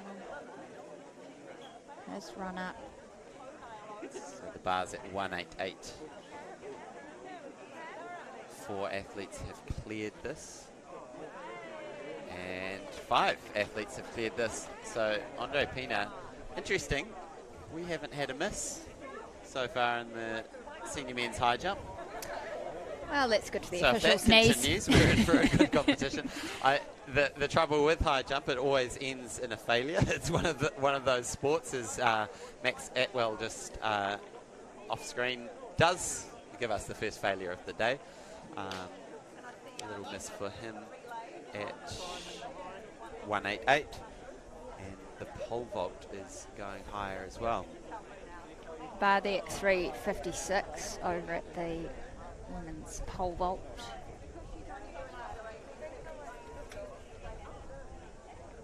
Early days in the competition, and both pole vault and high jump running at separate ends of the field. And the sun is coming out. There Little you glimpse go. of the sun. There you go. So right when we needed it, some warmth is descending from the heavens down to Newtown Park.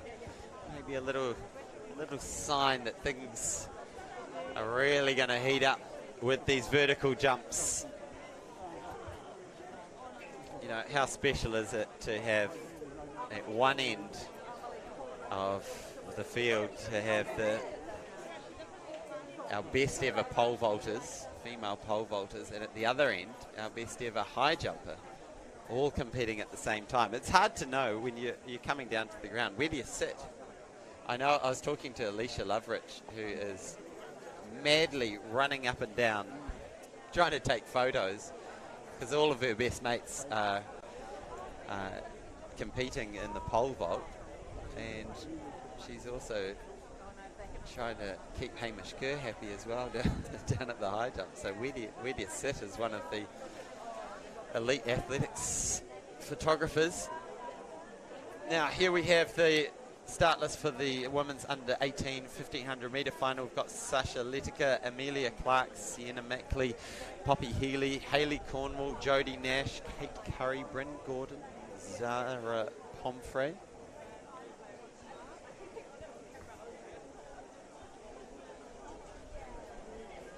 Max Atwell. Over he goes.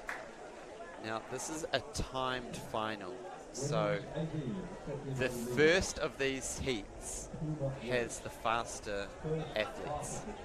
So we've got two finals, the A and the B final, and we work out the places based on their respective times. So an interesting dynamic, particularly that the faster heat has to go first.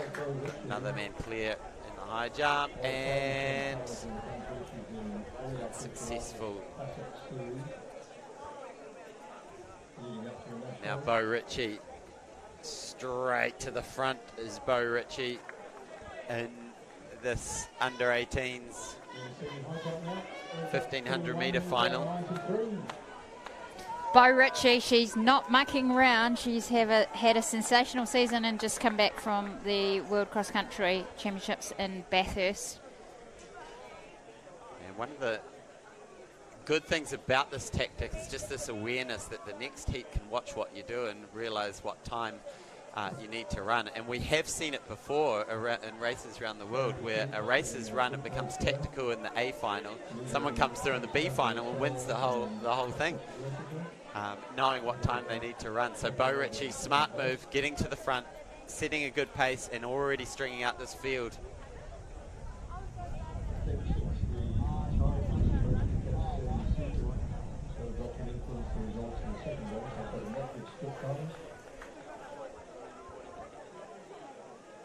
And that's Hannah Aid at the pole vault. The bar is 3:56 over there as the 1500 metre runners come round into the home straight. So already this gap is starting to stretch out. This field happy to let Bo Ritchie run off into the distance. Really interesting dynamic in these early stages. Samantha Lascelles. I've been making the mistake of... Lascelles. There we have it. I've been making the mistake of pronouncing it Lascelles, but Lascelles definitely sounds like better French. I'm assuming it's French. So Bo Ritchie, she's past 800 metres now. She's got about 20 metres back to the field, which, as we say, was being led by Lascelles. It looks like it's one of the Auckland athletes who've just come round to take the lead. But Bo Ritchie, she's your New Zealand under-20s mile champion. Not afraid to take this race by the scruff of the neck right from the start. She's also the reigning 3,000 metre champion. So as we saw with Alfie Steedman, she would love to do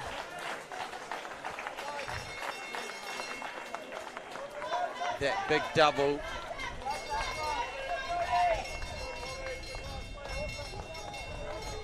Her PB in this event is 4:27.18, set last year at the Australian Championships. All right, 300 metres to go, and it continues. Bo Ritchie showing us an impressive front-running display.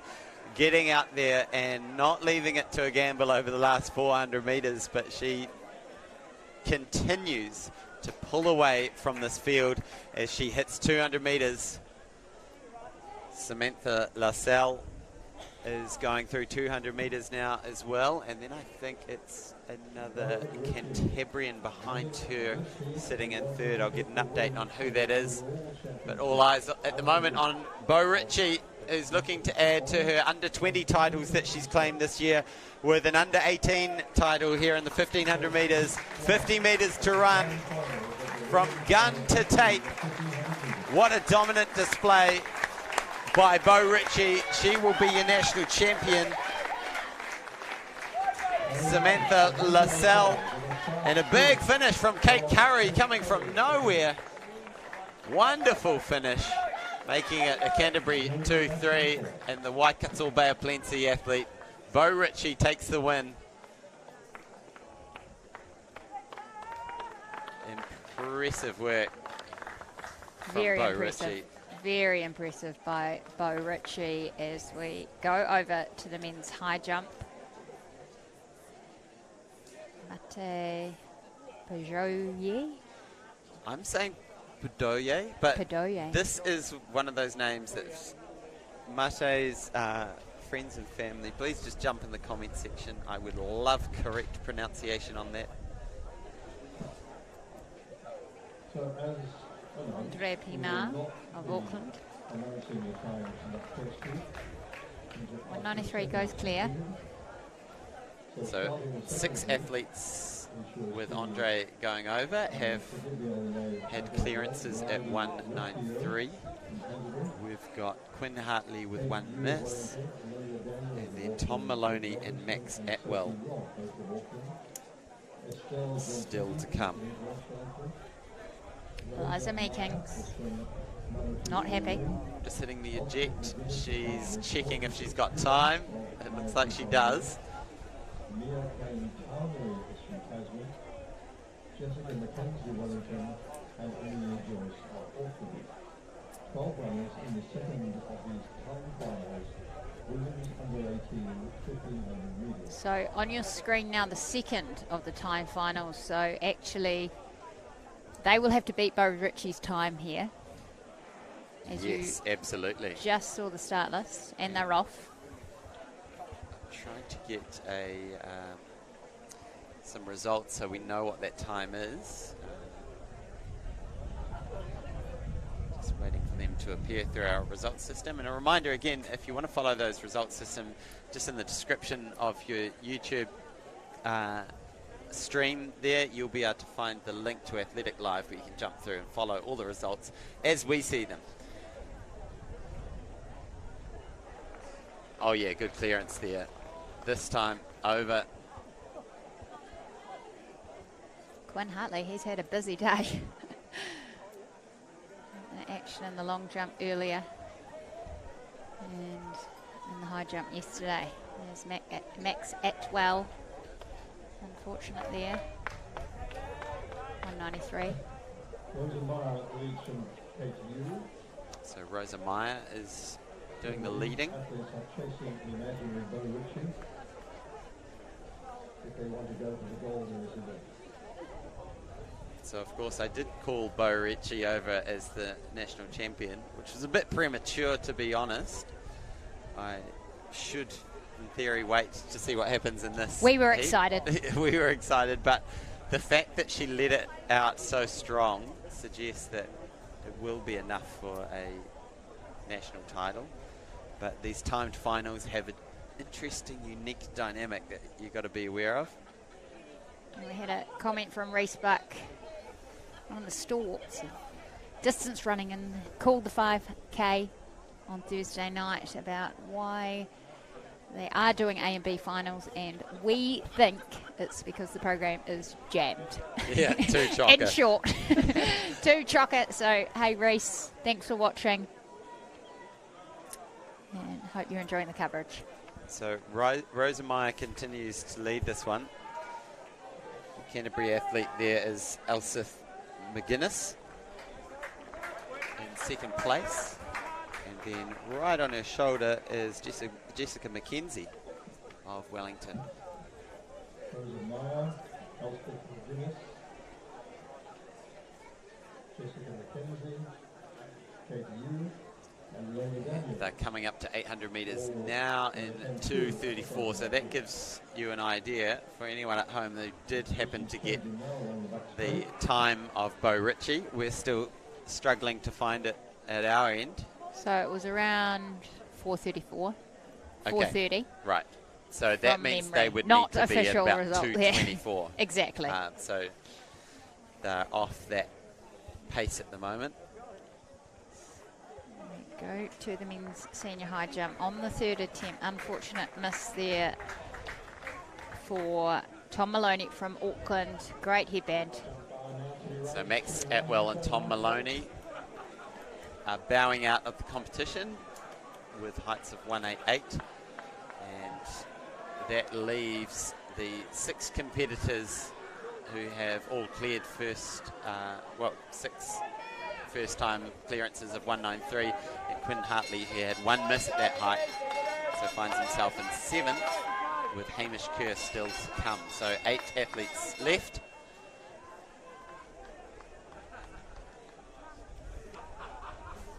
And Courtney Fitzgibbon has taken over the front running here.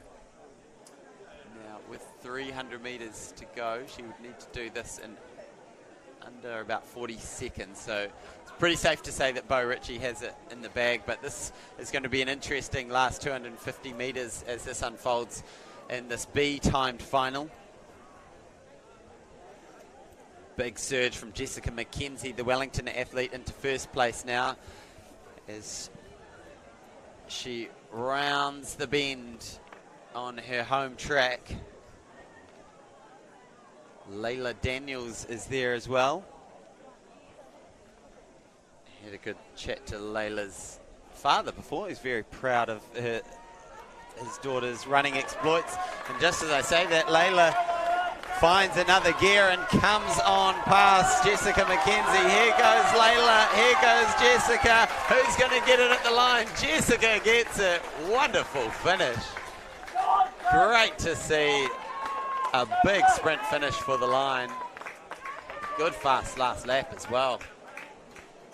Looked like it was under 70 seconds for that last lap. Great to see the depth in these fields. And the real effort there. Jessica Morgan had to dig deep to hang on to respond to a fast finishing Layla Daniels. Great racing. Rafe Quio is the first athlete to clear 198 as the bar continues to move northwards. So replay of Rafe's jump. Great position over the bar. So 206 jumper at his best. Quinn Hartley on your screens now. Good from Quinn, just gives the bar a little tickle, just for kicks. And back to Rafe Quail's season. He's had a good domestic season. He's taken out the Porritt Classic and the Capital Classic. Jaden Williamson. Whoa. Jaden had a wonderful summer, a couple of summers back, when he posted 2:11 to win the National Secondary Schools title. He hasn't been able to get back to that sort of form for some time. Not sure if he's been dealing with some injury, but good to see him back jumping here. Just before we saw on the screen the medalists in the triple jump under 16. Congratulations to those young jumpers as we see Adam Stack on the He's runway. strapped up. Here he goes, 198. Yes, got it. I really like his aggressive approach and just the way he attacks the runway. Sets himself up to plant strong and really attack that vertical takeoff. Aaron Booth here. I can see Hamish Kerr lurking in the background. Lurking in the background. Jogging next to him is Sam Tanner, who comes over and gives him a little high five off camera as we see Aaron Booth, national decathlon champion from last year, former World Unis, or maybe reigning World Unis decathlon champion. I don't know if we've had a World Uni since 2019. Is it 2019? That's a question. Someone jump in the comment section, confirm or deny. But he certainly won it. So here is the first of our heats in the all-important senior 1500 metres. This is one of the big ones. We've got Ethan Smollett, Callum Stewart, Cameron Clark, Stephen Langdon, Eric Speakman, Samuel Tanner, Jack Payne, Ben Bidwar, George Varney. Quality field. Expect Eric and Sam to be the firm favourites to be up the front of this heat. Let's talk about Sam Tanner's indoor season, Hayden, because I know you'll be wanting to mention this. Outstanding over the mile, just lowering his personal best week after week. Went summer, winter, summer. Yeah. He's flying all over the world. Yeah, he's had the most ridiculous summer. So New Zealand mile champ, so 354 something in Wanganui. Then went over to the States for a little stint where he brought his mile PB down to 352, running some impressive races. Then went over to World Cross and ran in the mixed team relay over the 2K circuit. Which I think his leg might have been a little bit more than 2K because it was the start leg, which included the starting chute. And then ran Melbourne, second place behind Oliver Hoare, and just looking amazing again outdoors. So he's run all three versions of the sport of distance running: cross-country, track, indoor and outdoor. Well, I guess he needs to run a road race, doesn't he? Ran the 5K Thursday night. Yep. Yeah. Looked like he was doing a pacing duties of some sort of description. Not that you're supposed to have paces, but unofficially helped his training buddy, Julian Oakley, around the track. Julian taking that title. So we have Jaden Williamson here in the high jump. Quite to be on that one. You can see Sam just hopping on the spot, keeping those legs warm. And we have the senior women's pole vault. We're starting to get towards the business end of this pole vault competition. The bar is now at 416. Is that right? No, sorry. That's me skipping way ahead. That's where Imogen Eris will come in. 376 is the bar. Right. And we're away in the first heat of the senior men's 1500 metres. Good field lined up. All these boys trying to keep as close as they possibly can to the likes of Eric Speakman and Sam Tanner. And you can see there a lot of traffic, bit of argy-bargy, all friendly stuff, but everyone's trying to get the quickest line to the finish. And the quickest line is in lane 1. Unfortunately, there is only one lane 1, so it does get congested as you go around that first bend. So Sam Tanner with the ponytail smiling away at the back of the pack, almost at the back of the pack. But leading things early out is the Aucklander.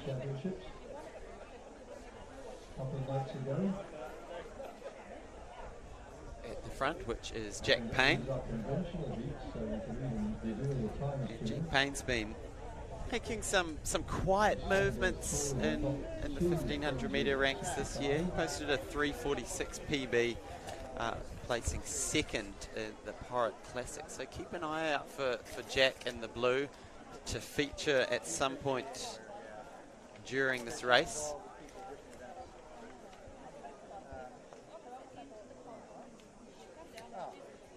These men just going about their work. looking to put themselves in a good position to get through to tomorrow's final, one of the premier finals of the Jennian Holmes Track and Field Championships. So George Varney moves to the front. Jack Payne of Auckland just tucked in there, and then it's Eric Speakman, who has claimed this title once before. Prestigious New Zealand 1500 metre title. But pace as they go through 800 metres, 2:10, so definitely not electric. This is well within the grasp of all these athletes.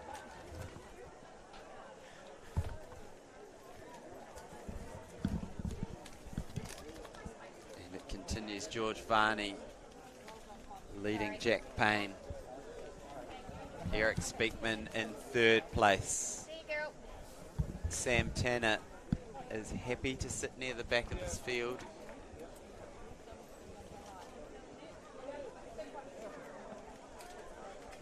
Ben Bidwar just coming into fourth place now. Now we see Sam Jar starting to move round, making sure he's within Kui as we've got 400 metres to go. The time on the clock, 2:59. And it continues, George Varney at the front. Eric Speakman won this event in 2017. He's sitting in third place as the crowd gets behind our high jumpers with the bar at 198, and the pace goes on here. Jack Payne comes to the front. Sam Tanner running wide into lane 2. Eric Speakman is right there. Remember, it'll be the top 5 to go through, and then we're looking at the next 2 fastest. Sorry, top 4 go through, and then we're looking at the next 4 fastest. So Sam Tanner moves to the front now, as we expected. Jack Payne is right there as well. Eric Speakman. Good move from Cameron Clark coming into the picture now in that top 4. So that's your top 4. We're going to have to see what sort of times we're looking at. But untroubled is how you'd probably describe that for Sam Tanner. We've also got going on the under-20 women's javelin. That's Abby Moody. And she had a great comp yesterday in the senior women's javelin. It's out over 40. She'll be looking for a strong performance today. Down the same end as the high jump, as the bar continues to move up there. The bar at the pole vault is 4:16. The bar at the men's high jump, I believe, is 2:03. And on the back straight as well, we've got action there as we see the next competitor in the under-20 women's javelin. But Sam Tanner, that looked easy for him. Yeah, looked pretty just standard day at the office for Sam Tanner, pulling away to book his spot in that final, which will be intriguing. He's a firm favourite coming into this, but can Julian Oakley, Eric Speakman, or any of the these other boys have something to say about it, as we see Imogen Eris and Hamish Kerr at the other end has opened up his day. So our top vertical jumpers are getting underway here at Newtown Park at the Jennian Holmes New Zealand Track and Field Champs. Hamish Kerr with wings on his feet, floating over this bar. So he goes clear at 2:03, which immediately puts him up into first place. Rafe Quio with a miss at 2:03. So suddenly Hamish Kerr becomes the man to beat. Now Imogen.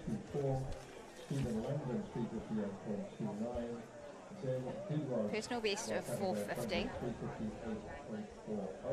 Season best of 440. The bar is 416.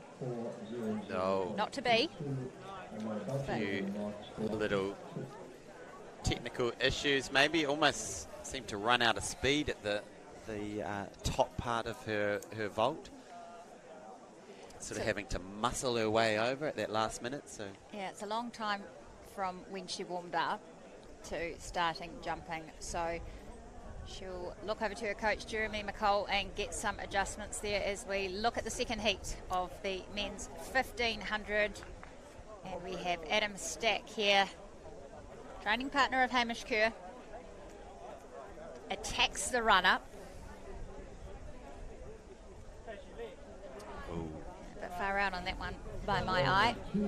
all right, so in this second heat, we've got Mason Waterworth, Chris Dryden, Liam Chesney, David Lee, Matthew Taylor, Russell Green, Max Karamanolis, William Little, and Darian Sorori. So no Julian Oakley. So apologies for that. He has decided after that 5,000 metre win, that is enough. Now Chris Dryden straight to the front, setting the pace, getting this train of Cantabrians rolling around Newtown Park. You can see Matthew Taylor there, wearing the beige singlet, just sitting in at 5th place. William Little is sitting in 2nd place. This is great front running. We're starting to see this sort of tactic become more of a thing with the likes of Jacob Ingebrigtsen being not afraid to take it from the front and set a good solid pace. So, you know, this tactic is becoming more and more prominent around the world of middle distance running. But certainly for someone like Chris Dryden, more of a distance guy, has represented New Zealand at the World Juniors in the 10,000 metres. There we go. Over he goes. Bar at 2:03. He's happy about that, Matt, eh? And here we go, second attempt for Imogen. Oh. Yes. Goodness Technical me. issues sorted. And over she goes. So the day is underway for one of our great 3 pole vaulters, and the first chapter in that saga has been written. Well, you need the other 2 to enter the competition and get going. So we're referring to Olivia McTaggart and Eliza McCartney. I see McTaggart preparing on the runway, as is Eliza McCartney, for some of you who are asking where they are on our comments in the YouTube feed. Thanks for keeping tabs on us, and we'll keep you updated. Our team, our production team here at the Stream Shot are doing a great job of keeping tabs of all the action that's happening, because it's coming thick and fast this afternoon here at day 3 at the Jennian Homes Track and Field Champs, and this heat is about to get very spicy indeed as those 4 Cantabrians come back to the front, and it's going to get interesting from here. Russell Green has made a move to the front. He's certainly one of the favourites to book a spot in that final, as is Matt Taylor, just tucked in there as we see. Oh, bringing it down, Quinn. David Lee coming up onto the shoulder of Russell Green. So the Cantabrians are definitely asserting their presence in the field after Chris Dryden took it out nice and hard.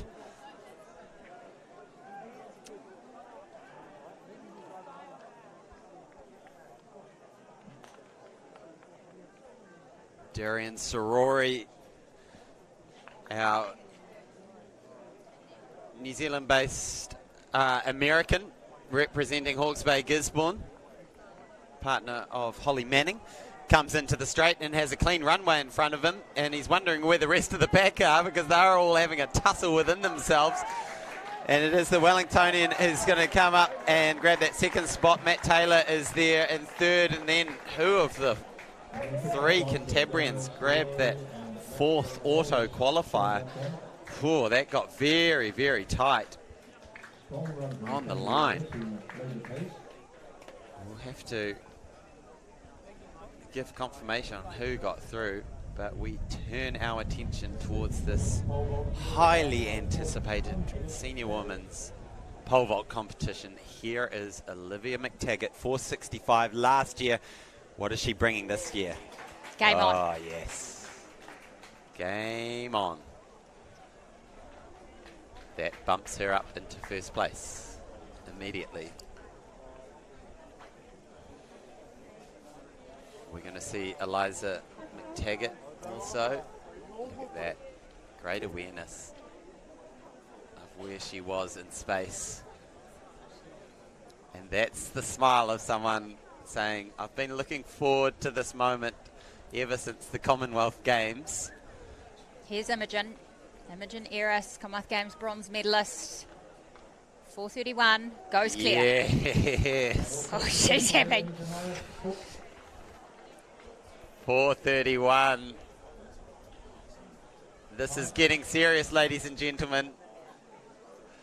If you're one of those people who is doing their chores this afternoon, just listening to the audio, now is when we need you eyeballs on screen. And here we have it. Eliza McCartney, first attempt, 4:31. Bronze medalist from Rio, now back competing domestically. Hits the eject button on that one. But like we saw from Imogen, maybe a few little tweaks needing to be made. Now, was that the long run-up? That looked like the long run-up to me. Oh, I think that's about a 10 or a 12 step. I think it's about a 12. So it's a medium run-up. We saw her at the Potts Classic off a very short run-up, which can be good if conditions are tricky, because there's less that can go wrong over that shorter distance. She'll regroup, but while she does that, we will bring you the first heat of the women's 1,500 metres. Holly Manning, Emily Rauhan, Jess Wright, Laura Nagel. Watch for Nagel, defending champion. Annie Grogan won the steeplechase last night. Michaela Tinkman, Charlotte Floodsmith, Ryan, Angie Petty. As we hear the clicks in the background. Aaron Booth Adam is Stack. cheering Adam Stack along. Oh! Oh! He's over. Oh! Here we We go. just flipped back to the high jump just in time to see Adam Stack clear 203. Oh, that was... Like you say, love the energy that this boy brings. Oh, that's a very good clearance there. Really love that attacking on the runway. Not afraid to give it a go. Aaron Booth. We're jumping around, so Aaron Booth goes clear. He's happy. But we go back to Eliza. Eliza McCartney just having a little talk to herself. Smiling, enjoying the process. Here she is, second attempt. 4:31. Yes. Oh, hello. Yes. Hello. I gave that the double yes because what, half a metre between her and the bar? At least a foot. That was a solid clearance. As we look to the replay here and just take a look at the height over the bar, because it's big and that's a real confidence boost for her. She's in now. She's got to jump on the board. So all of the girls have got to jump on the board, as does Aaron Booth, 203. Over he goes, looking good too. Great to see. Athlete. Great to see. Now the two heats in this women's race, 4 to go through automatically. Next 4 fastest out of the 2 heats. We've got Holly Manning, Emily Rowan, Jess Wright, Laura Nagel, Annika Grogan, Michaela Tinkham, Charlotte Floodsmith, Ryan and Angela Petty. So Laura Nagel coming back here. She loves this track after that big win in the 3,000 metres national champs here, where she came flying past Becky Green in the last lap. Holly Manning off her 800 metre bronze the other night, backing up her gold last year. She is at the front. And then it's Michaela Tinkham just tucked in, and then Laura Nagel, reigning champion, and Angie Petty, who knows a thing or two about winning this event. And then we go to Charlotte Flood-Smith Ryan, and just to her right is the green and orange of Taranaki with Emily Rowan, who was our 52nd place, I believe, in the World Cross Country. I'll double check that for you. Adam Stack, 207. The crowd's willing him on. First attempt. Oh! 1 centimetre off his PB. He's jumping lifetime best, well, almost lifetime best, to stay in this competition and keep the pressure on this exciting high jump meet. We know that Hamish Kerr is the firm favourite, but there's a lot of boys right behind him. Aaron Booth, oh, just clipping it. Now Laura Nagel has gone to the front. Emily Rowan, who is just hanging on the back of that pack there to the left of your screen. Just check, she was 54th, so second place getter from the Kiwis, behind Sarah Drought, who finished in 49th at the World Cross Country Champs. So great to have those cross country athletes back on the track here in New Zealand. But Laura Nagel looking over her shoulder, maybe just at the action that's going around all around the track here as they go through 800 metres. So we've got the pole vault at the zoo end of the ground. We've got the high jump at the other end of the ground.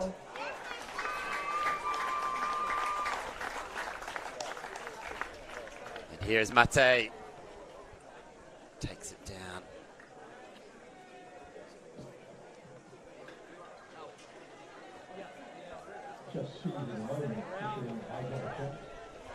So Hamish Kerr has passed at 207.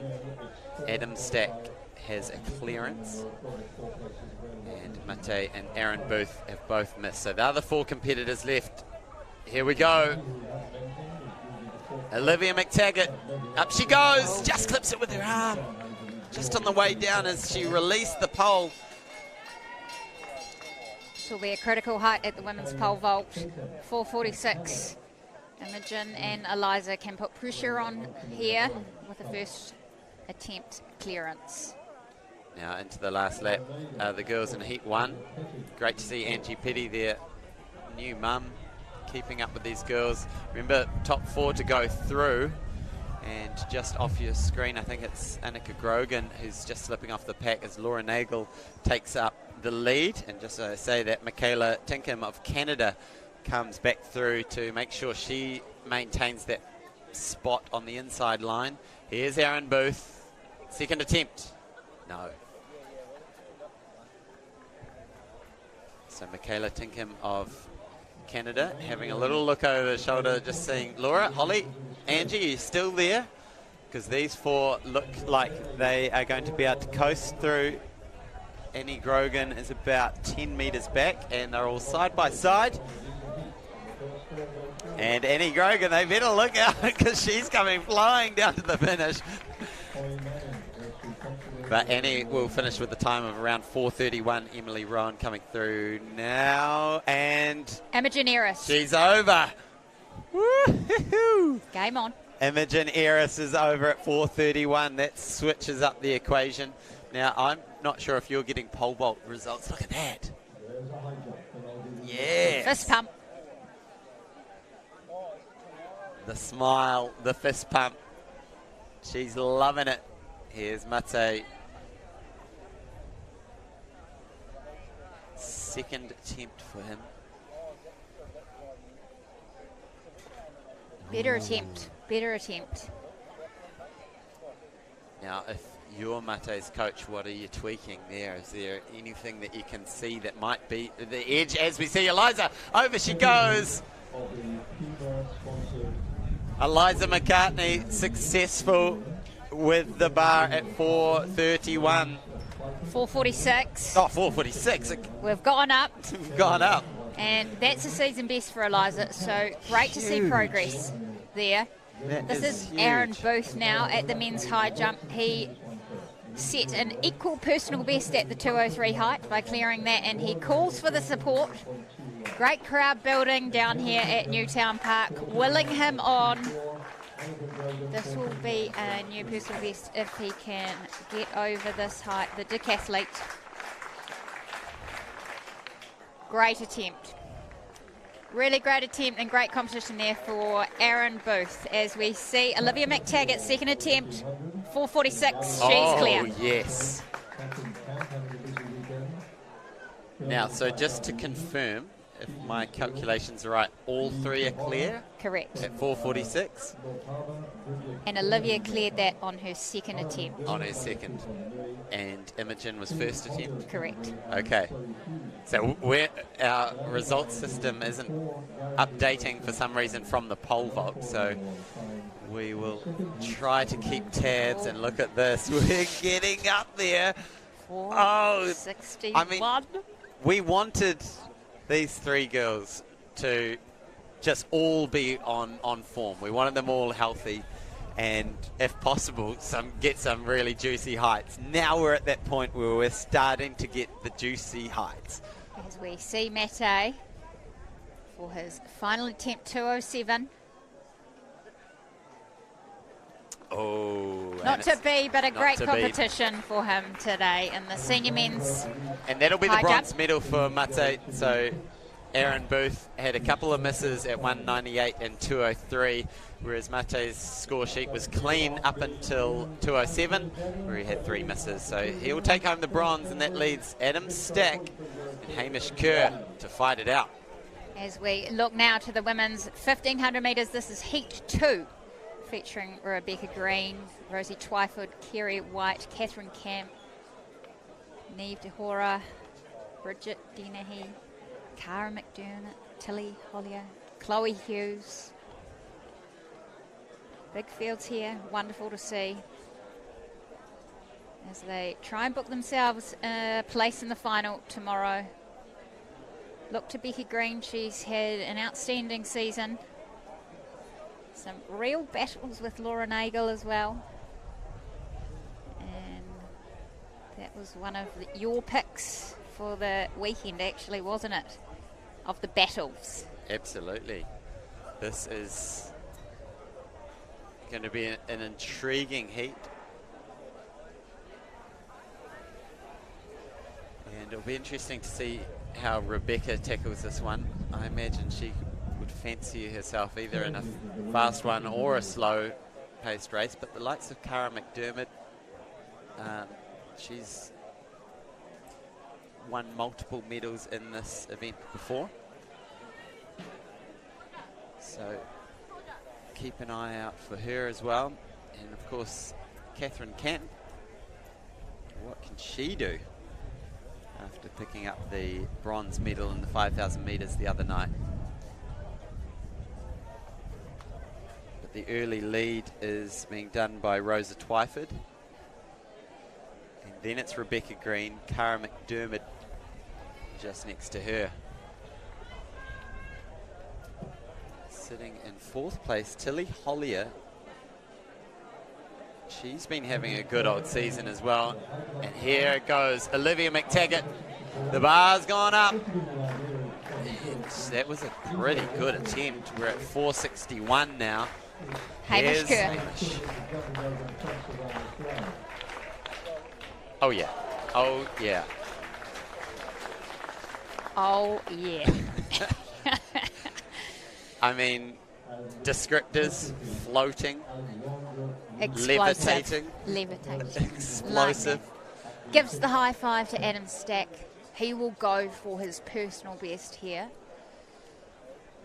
And I know that the crowd here gathering around the finish line end at the high jump apron will be willing him on as we continue to see heat 2 of the women's 1500 metres. Yeah, it continues to be Rosa Twyford who's doing the leading here. Rebecca Green just tucked in there.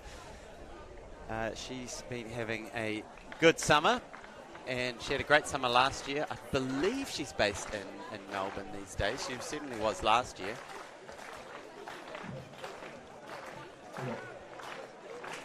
And Cara McDermott just there in third as Adam Stack. Good attempt. This is PB material for Adam Stack. He's put himself in the position where he can go for a PB, so that's exciting. And he'll have 2 more goes at this height. Hopefully he won't need both of them. As we see Imogen Eris, 461. Not to be. And that is PB material for her as well. So we are getting right up there. Remember, Imogen's lifetime best is 450.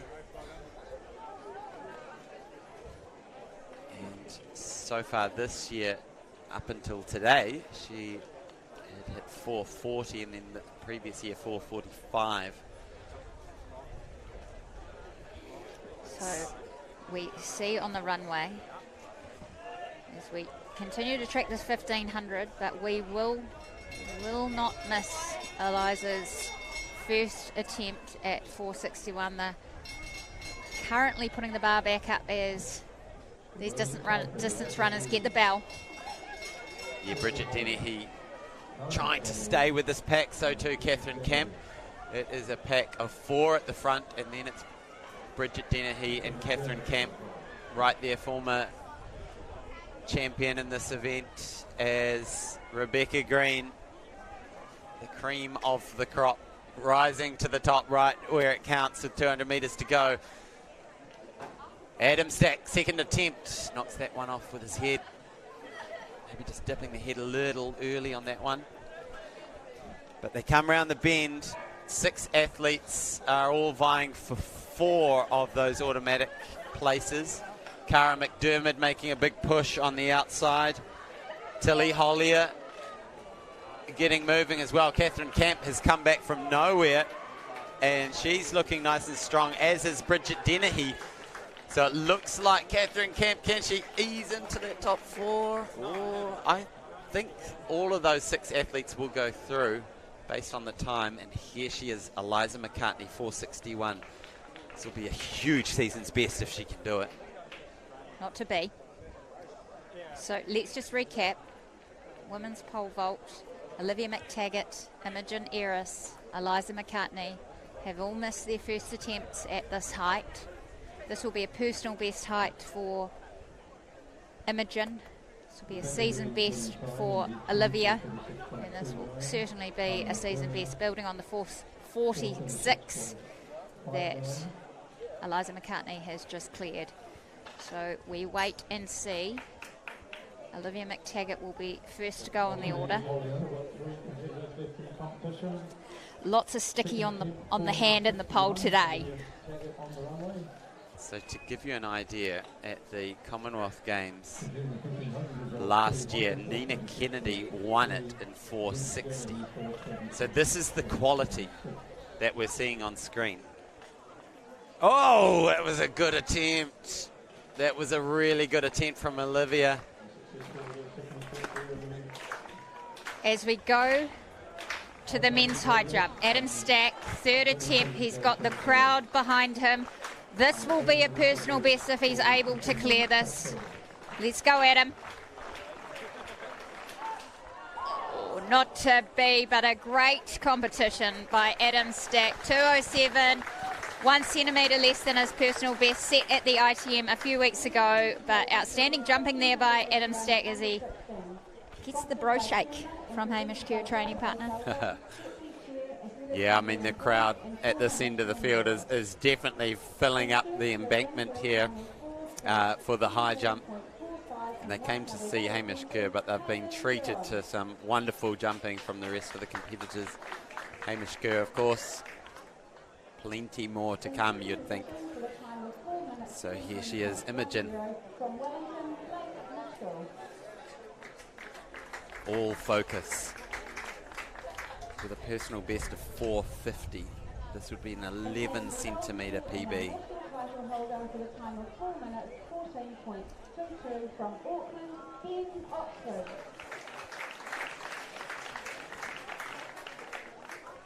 These are the sort of heights for Imogen that you think about when you wake up in the morning, when you're out there doing your gym sessions, when you're doing your sprint sessions on your track, realizing what do I have to do to get up into the 460s.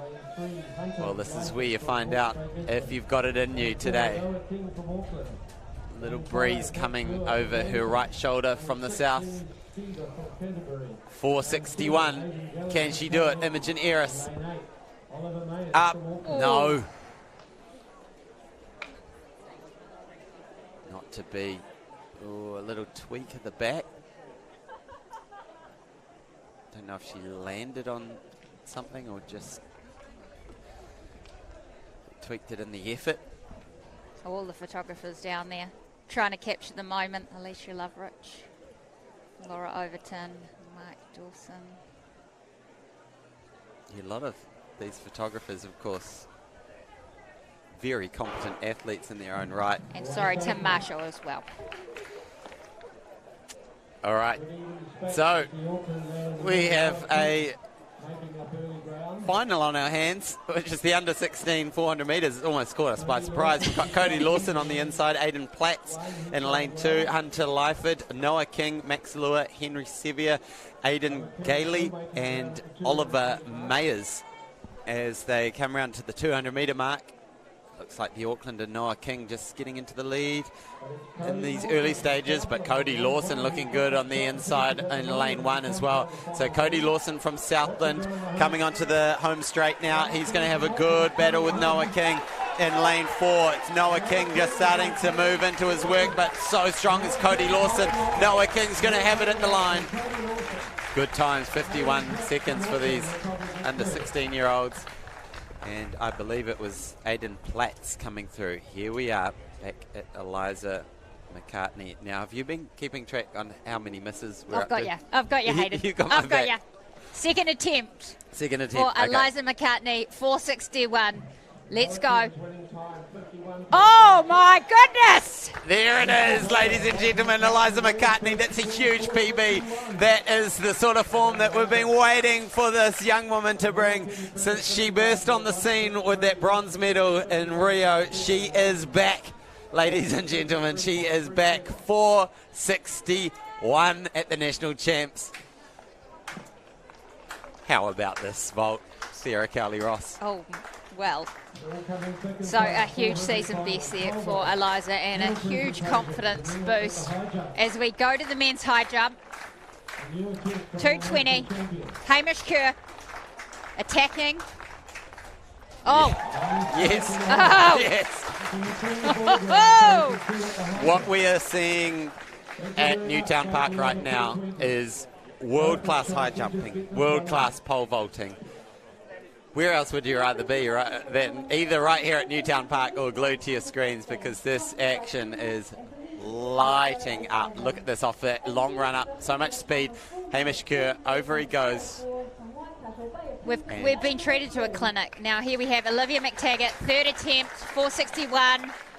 Whoa! Oh! There it is. Game on, ladies and gentlemen. We are on for the Battle Royale in the pole vault here at Newtown Park.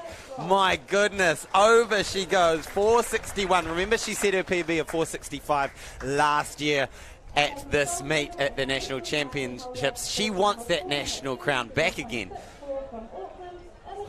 Well, the highly anticipated events of the program are delivering. As she looks up at the bar there, Olivia McTaggart, Hamish Kerr, he was happy with that one. You know, just got back from Europe. What's he going to choose? 230.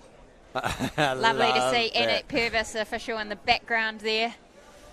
No need to have a volunteer on the scoreboard. Hamish Kerr not mucking around here today. Now Imogen Eris.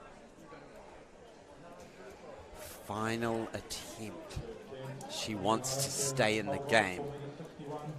She knows what this competition means. This would be a lifetime personal best by 11 centimetres. This is the pressure moment. She's got a Commonwealth Games bronze medal in the bag from last year, but she's not thinking about that right now. She's thinking about the best vault of her entire life. Can she do it right now? Let's go, Mo. Oh! So just missing the box there. Hopefully she's okay. I think she hit the mats. Not what you want to see, but... She obviously put a lot of speed into that approach and just missed the box with the pole. Looked like it just spun out the back of it. But, well, what a competition there from Imogen. She stayed right with it. She'll have to settle for the bronze today. Now, on the track, we have the final of the under-16s 400 metres kicking off, and I'm just waiting for my start list to line up. We've got Chili Jameson on the inside in lane 1, Eva Houghton, Amelia Henstock, Esme Reed, Isla Tilbury, Phoebe Laker, Peggy Taylor, and Sasha Kilmeister. So in lane 5, it's looking like it's our Otago athlete, Phoebe Laker, who is running very well indeed, and the Aucklander finishing strong as well. Esme Reed, so close on the line. So close. Phoebe Laker takes the win from Otago. Esme Reed closing very hard, dramatic scenes in the under-16 400 metres. Okay. So what's the bar? Where the are bar we now, at? Hayden Sherman, has gone to 471. And we will have Olivia McTaggart go first. Now, this is a critical height because this is an automatic qualifier for the World Championships in Budapest.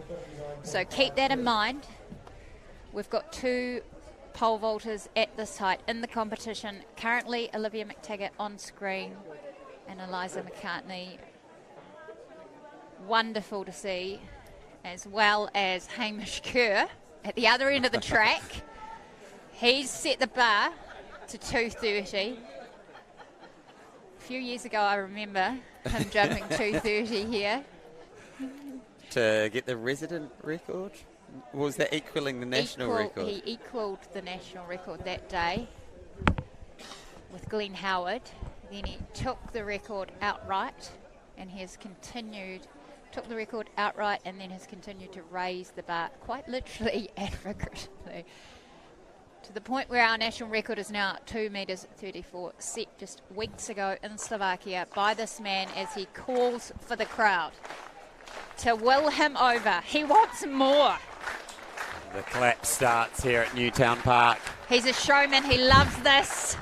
The crowd is right behind him. Here he is, Hamish Kerr, going for 2:30. Just nudges that one with his head. He's one of those jumpers where all the previous rounds is like, what can this man not do? He can clear anything. And now is when we start to get up to the limits. And we have a look back at Olivia McTaggart. This now would be a 6 centimetre PB. She cleared 465 last year. She's successful at 461. But the bar here at Newtown Park at the National Champs is sitting at 471, and she is sitting in second place.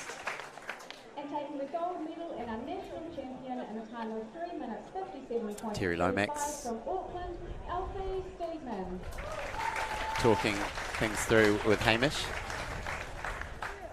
Hamish, of course, fresh off a plane from his exploits of domination in Europe indoors, where he set that national record and clean swept all his events. Unfortunately, he got got upgraded on his flight home, so had a full lie-down sleep there in you the go. plane the He's whole fine way. then. So was that Air New Zealand? Thank you. Maybe. Thank you. Here we go. Olivia McTaggart, first attempt, 471 on the bar. No, not to be in the first attempt, but she had a look at it. Had a She look. had a look. Lara Hockley from Taranaki. One of the cool things about the vertical jumps is that when you do get into this territory, which Olivia McTaggart is in now, she's put herself in the position to go for a personal best, because it's not like the horizontal jumps where every jump is an opportunity to do a personal best.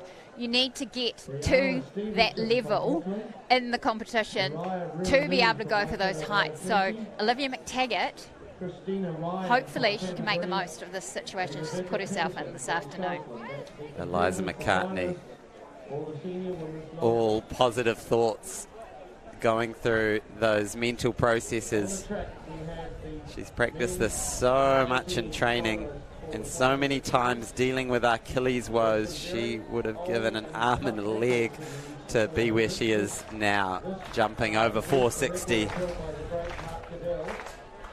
going for a national title, potentially an auto qualifier for the world champs. At the other end, Hamish Kerr is poised at his second attempt. Where do we look? We'll go back to Eliza. She has a little look. Back to Hamish. He has a little look and ducks under. I feel like they need to coordinate themselves better. It'll be a lot easier for us. And Hamish He's has called it a day. He's called it a pulled the bar. day. He's had a wonderful summer. This was the last event for him this summer, and what a summer he's had. We will send Sarah down shortly. Do you want to stay and catch the rest of the pole vault with me? I would hate to miss it. I would hate to miss it. I think I'll need some moral support because I think every time I get excited, the rows of the stadium near us all turn around and look at me. Look, we're into it. It's edge of your seat stuff here at Newtown Park. Things you want to see, things you love seeing as a track and field fan, or actually just as a sports fan, is people having the opportunity to be out there, do the thing that they've dedicated so many hours to. Yeah, I mean, this is. I was thinking last night when we saw Zoe Hobbs run that amazing 11:07 and then just the mind-boggling 10.89 wind aided. Just how, I'll carry on this later. We'll skip back to Olivia McTaggart's second attempt. She had a look first time. What she got second time, better. The confidence is certainly there to give that a good go. But the individual nature of athletics, it's almost like it's a form of art. You know, watching what Zoe did last night, and I said to a few people, when she ran that 10.89, the crowd went from cheering to an almost in awe gasp, you know, as she came across the finish line and we saw 10 still on the clock. It was like, what have we just seen? And I almost thought like it was a moment, what it must have been like when you're watching Jimi Hendrix at Woodstock or something. It's like those all-time moments. Yeah. You're just seeing art on display. Certainly one for the books, that's for sure. Eliza McCartney gearing up for her second attempt. What you see on screen now is 400-metre finals. This is the under-18 boys, so we've got Ollie Singleton in lane 1, Sasha Tahi in lane 2, Kahurangi Kotterell in lane 3, Harrison Lang in lane 4, Fletcher Van Hooven in lane 5, James Trayton in lane 6, Jack Mara in lane 7, and on the outside, Jordan Veach now making a few inroads. James Trayton has run a good first 300, but inside of him, Kahurangi Kotterell of Auckland running in lane 3 has made up all of the stagger on the rest of the field, and he will come into the home straight in the lead with a big lead too. Outside of him, James Trayton is looking nice and strong, but Kahurangi Kotterell, here he comes in the under-18 400-metre final. He's going to win it. James Trayton in second, James Mara from Waikato Bay of Plenty in third. We turn our attention back to Eliza. Second attempt, 471 on the pole. Up she goes. Again, better. better. Both of these athletes had a look in the first round and had a go in the second round. So with one more attempt for each of Eliza and Olivia, we've got Olivia sitting in second place, I believe, according to my rough record keeping, and Eliza holding the pole position. She doesn't need to clear this one to win this event. But she will want to. Yeah, she will want to. Wouldn't it be great to go home national champion and book your ticket to Budapest? Well, I think the confidence that Eliza will have out of this performance already will be huge. Same for Olivia, and also Imogen. Great to see her out there today jumping high. But for Olivia McTaggart, it's her turn. And reminder again, we've just had Hamish Kerr, we've had the all-time great pole vault final in New Zealand athletics history, and we've still got Jacko and Tom to come in the shot put today, so don't go anywhere. Don't go anywhere, whatever you do. This is Bo Ritchie. She was dominant in the 1500. That's right. Yeah. Under 18s, adding to the under 20 titles that she's picked up in the mile and 3000 earlier this year. World cross country representative. And here we go. Now the crowd is asked to help Olivia over the bar. The sun is out. It's just that light southerly coming over her right shoulder.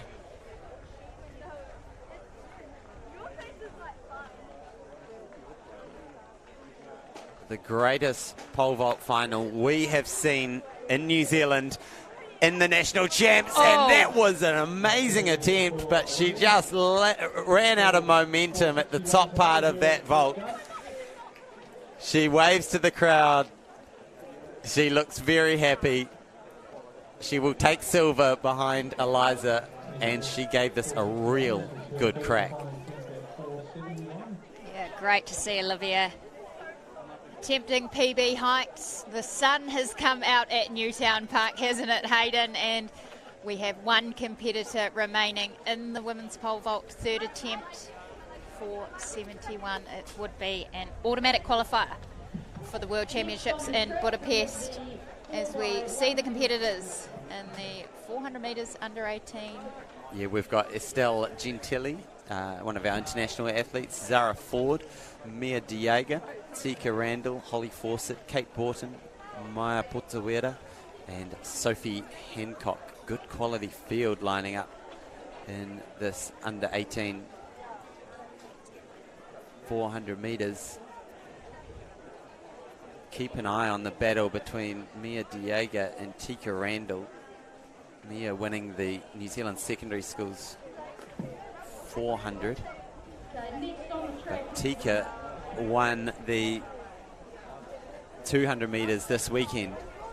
So I'm sure she will have a thing or two to say about how this one lapper unfolds. But all eyes on Eliza McCartney, national champion in the senior women's pole vault here in 2023. Our 2016 bronze medalist, here she is. The final attempt at 471, puts the brakes on. She should have enough time to give it another go. What a treat we've had. High jump at one end, pole vault at the other. Absolute world-class vertical jumping on display. And there's a real buzz in the crowd. Now we're going to make sure we catch this last vault, as we see the girls in the blocks for the under 18 final in the 400 metres. So our production team will make sure we cross over when we need to. But already out strong. Eliza McCartney. Here she is, final attempt at 471. She's your national champion. She won't make that, but she will take home the gold in what has been an absolute dream final. in the senior women's pole vault to have 3 world-class vaulters putting on an absolute display for this Wellington audience. What a treat we've had from Eliza, Olivia and Imogen. Eliza's your national champ, Olivia silver, Imogen bronze, and here we see Mia Diego coming into the lead on the home straight. On the outside is Holly Fawcett, also looking nice and strong as the Aucklander Kate Borton.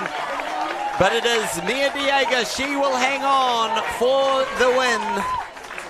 Tika Randall had a strong finish as well. But Mia Diego, she is pumped. She's had a busy old weekend, picking up silver in the high jump.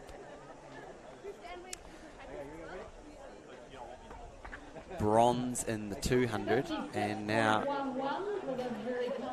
gold in a time of 56.11, so that's a good time. And Kate Borton in second, Tika Randall in third, so 56.77 for Kate, and Tika adds to her 200 metre crown with a bronze medal here in 57.01. Sophie Hancock, unfortunately, just getting pipped at the line. Very close for her, 57.38, and then not too far back to Maya Potawera in 57.68. So we've sent Sarah Cowley-Ross down to find some interviews. Try and track down our athletes. And now the excitement continues, because we move from the high jump and the pole vault to the big boys in the shot put.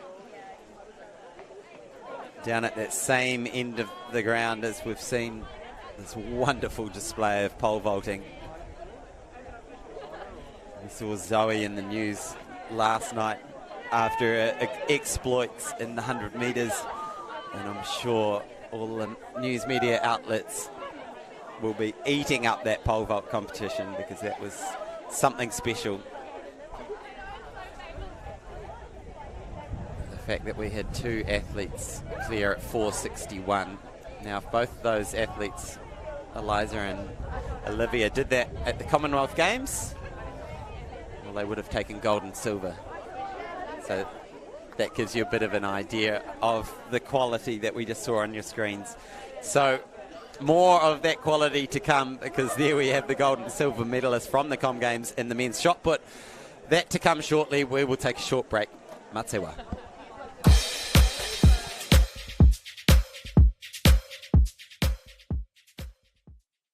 We're proud of our country, mountains and streams. Our Jennian culture, our nation, our team. Partnering with people who share your values is important. To achieve gold medals, you've got to put the hard yards in. The Jennian team share that pursuit of excellence, giving their best every day. And they get the results. Well done on 40 years, Jennian. Thanks for being the team behind the NZ team. Clinicians thinks the way your body works is fascinating. Look at what happens when you breathe. Your lungs are constantly bringing in fresh air, catching oxygen to power your body and getting rid of carbon dioxide. But in winter, our lungs may need added support. So we've created Prospan Bronchial Syrup, New Zealand's #1 natural bronchial syrup. It contains a unique ivy leaf extract to soothe the throat and help clear the airways, supporting your whole family's health this winter. Clinicians, keep your body working. To be awarded more than any other in the Registered Master Builders House of the Year Awards is testament to the craftsmanship that goes into every Jennian home. Thanks for continually raising the standards. Well done on 40 years, Jennian. All right, everyone play it cool. Is there a problem, sir? Just a routine security check. Might pop in the boot for me. There's nothing back there, sir. Well, there won't be any problem with me taking a look in there, will there? There's thousands in cash back there. This car must be the brand new Skoda you're giving away on the hits for the cash and car competition. Can I get a selfie? Yeah, it's always nice to meet a fan. Not with you, mate, with the car. Could you lot move down so it's just me in the car? Listen to the hits to be in to win a Skoda Kamek Monte Carlo loaded with cash. Thursday, March 16th, live on the Athletics New Zealand YouTube channel, the Sir Graham Douglas International, presented by Harcourts Cooper & Co. Your summer of athletics continues as a galaxy of star names compete at this World Athletics Continental Tour event with the World Athletics Championships and World Para Athletics Championships in their sights. The Sir Graham Douglas International, presented by Harcourts Cooper & Co. Watch live Thursday, March 16th on the Athletics New Zealand YouTube channel. Proudly brought to you by Douglas Pharmaceuticals, Harcourts Cooper & Co. The Trusts, the Hits, and our event partners.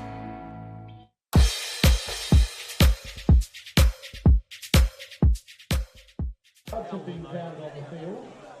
If you've lost a card, come up and talk to the announcers. Kia ora, ladies and gentlemen. Welcome back to the Jennian Homes 2023 New Zealand Track and Field Champs. We have Sarah Kelly-Ross down with Hamish Kerr right at the high jump pit, throwing down to Sarah now. Well, I've got the winner of the men's high jump here, national champion, Hamish Kerr. You put the bar to 2:30, but you cleared 2:20 today. Are you happy with that result? Yeah, no, I am happy. Obviously, I've had a run of comps which was a little bit higher than 2:20 over the last few weeks, but yeah, to come back to New Zealand and get national titles, you know, it's something I'm always incredibly, proud to get, and yeah, I'm happy with the season. Well, we have been very happy with the season for you because it has been quite extraordinary, really. You started in New Zealand, but then you flew over to Europe, a raft of World Indoor Tour meets. Talk us through that because it was quite phenomenal. Yeah, so I did 2 little meets. I did Jumps to Music and Cook's Classic just before I went, and then I shot over. I did a meet in Czech Republic, Poland, Slovakia, and then the UK, and those all sort of ended in me winning the World Indoor Tour and also getting a new national record of 2:34, and then obviously shot back, got here on Wednesday and come out and slap a 2:20 down on the table.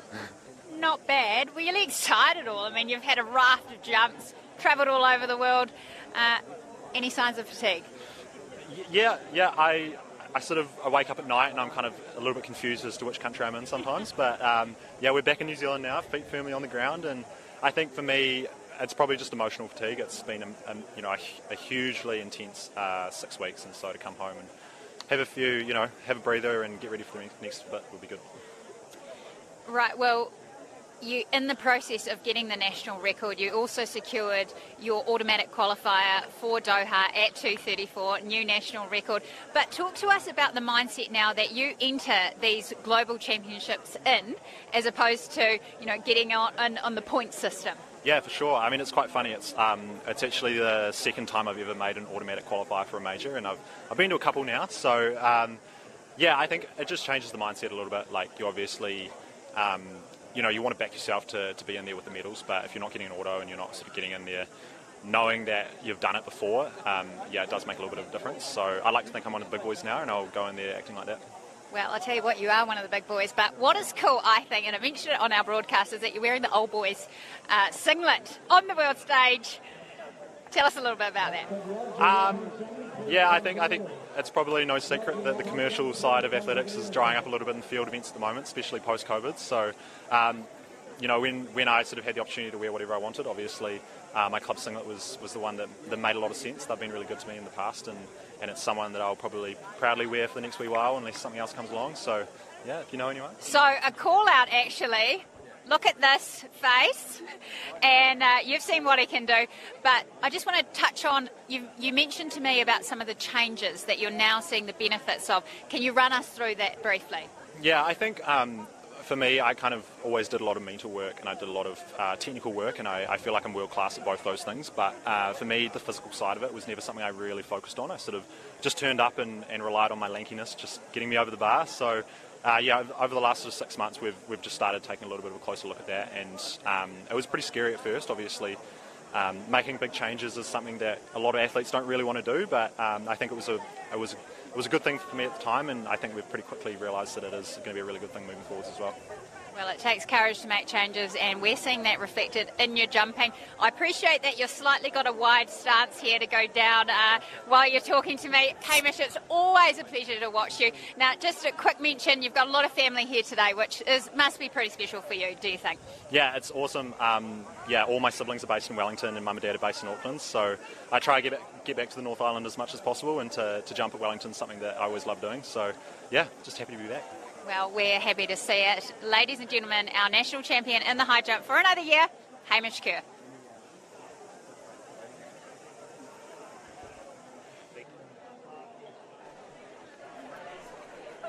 Hamish Kerr looking pretty happy after the summer that he's had, and national record, and does the job getting the national title as well.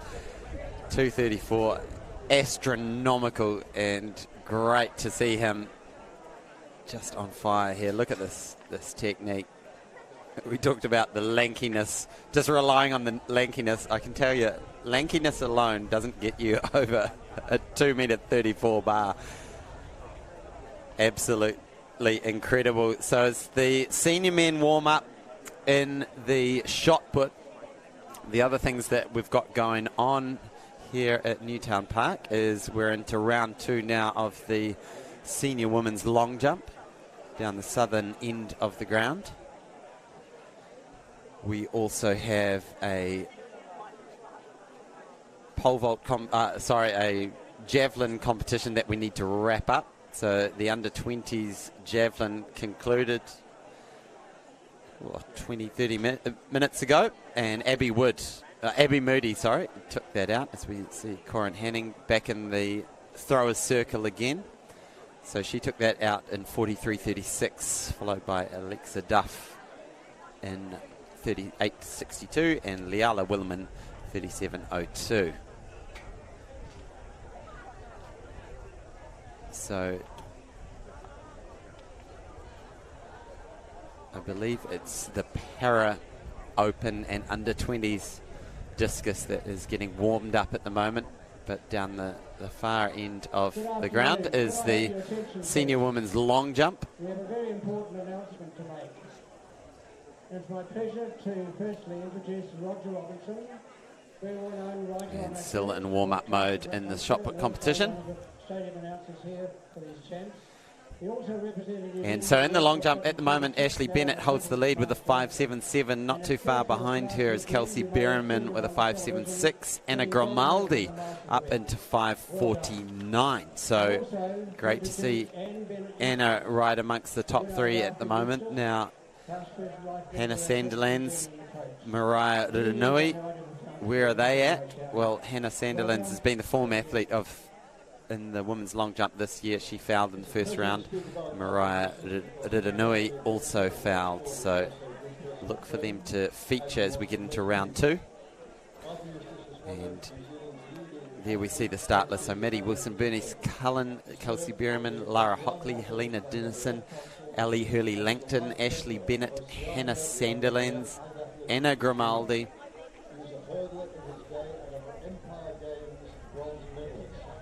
Then became a coach and founding member of the New Zealand Athletics Coaches Association, which became president of, as well as an inaugural inductee into the New Zealand Athletics Coaches Hall of Fame. Arthur was instrumental in the IAAF, now World Athletics, introducing its coaches' permission. It was a major factor in So the senior men's shot put competition. There's the field. It's a good one. We've got Liam Nachok-Wolf, Tom Walsh, Commonwealth champion, former world champion, Thomas Waldrum, Nathaniel Sulupo representing Samoa, Trent Hogg, Max Abbott, Jared Neighbours, Nick Palmer, who has been climbing up the rankings towards that 20-metre mark, and Jacko Gill. recognizing coaches in our sport and for being here today to present this award to the 2022 recipients of the Arthur Eustace Coaching Award. And with the sun coming out, it's probably time that I took my ski jacket off. It's definitely warmer down there in the sun, but where we are in the grandstand, A little bit of a breeze coming through.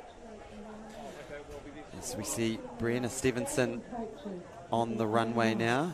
She's sitting in 4th place with a 5:48 so far.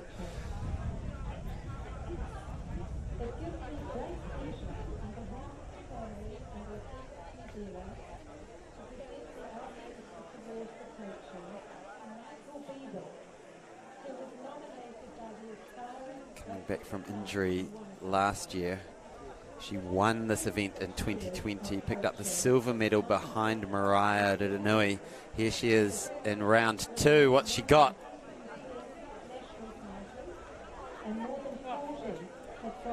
She's got a best this season of 5:54.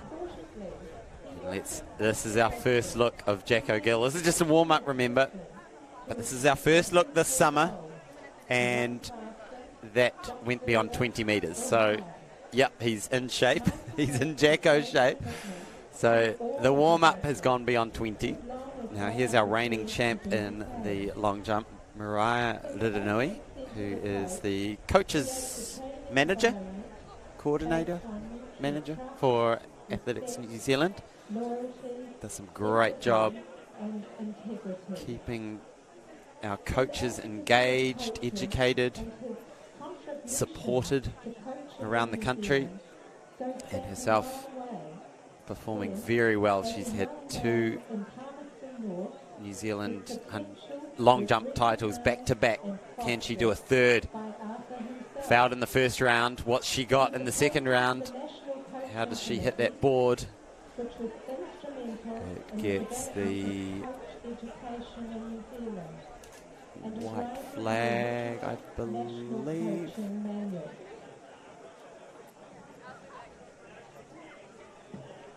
It did get the red flag. Sorry, I just saw that off screen. So 2 fouls for Hannah Sandilands.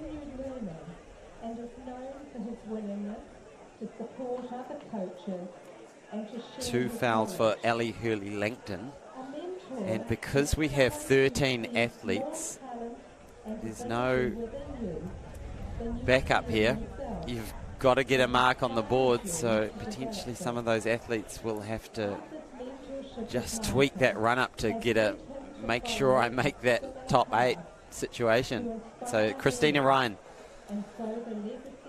heptathlon champ, which she's won many times.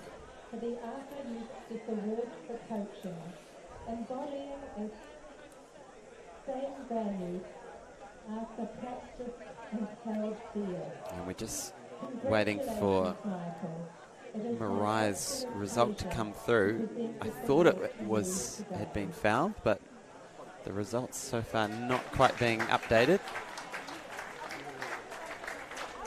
And we've got Tom Walsh coming into the shot put circle for a little practice, so I wonder if we can skip over there and catch that as we see the para discus underway as well.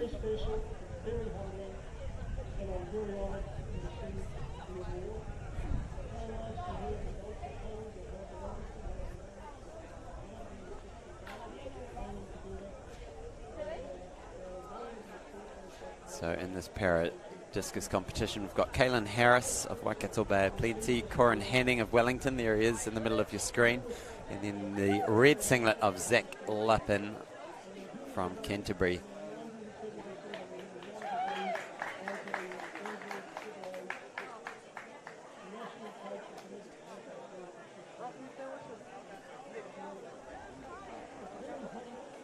So confirmation from the long jump pit. Mariah Ridanui's second attempt was indeed a foul as Corin releases that one into the net.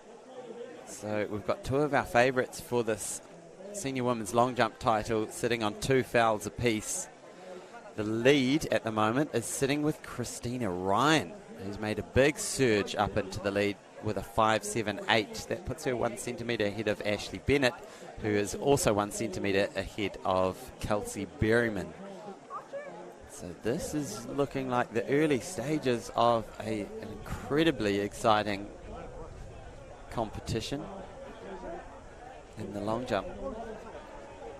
Maddie Wilson now, who set a great high jump PB of 182 earlier this season.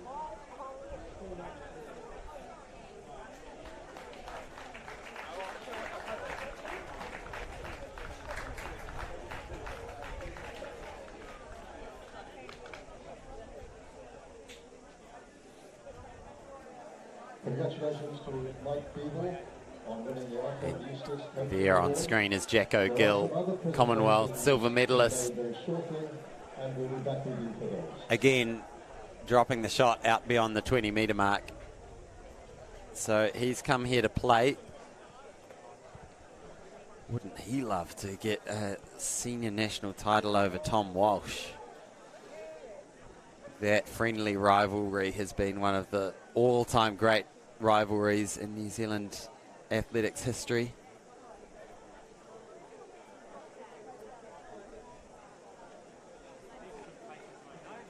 You've got to say that Tom has had the edge most of the time on the international stage, but quite often domestically, particularly early in the season. Jacko's been able to edge out Tom, and then when it comes to national champs, Tom has typically come out on top. So tallying up how many national titles he's won: 1, 2, 3, 4, 5, 6, 7, 8, 9. A discus one in there. 10, 11, 12 national titles for Tom Walsh. As we go back to the long jump with Kelsey Berryman.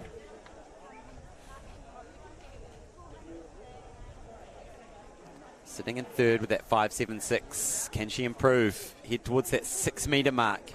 You've got to think with this quality field, the medals will come from those women who get into the sixes. About to be made are to recently retired Olympians and Paralympians. They will each receive a plaque which is engraved in appreciation of your contribution towards Athletic New Zealand's high-performance programs. The presentations will be made by the CEO of Athletics New Zealand, Peter Fitzinger. I'm going to take this moment totally off script because he's announced his pending resignation from that post to thank Peter for an outstanding 4 years' work that he's done in serving the sport. Pete Fitzinger, thank you very much. Very much appreciated.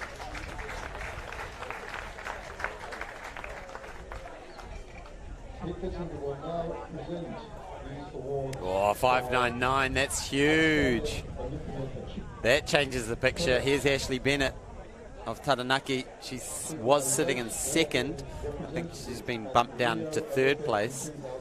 As I wait for my results to refresh. Commonwealth Games 2018, Alana Barber.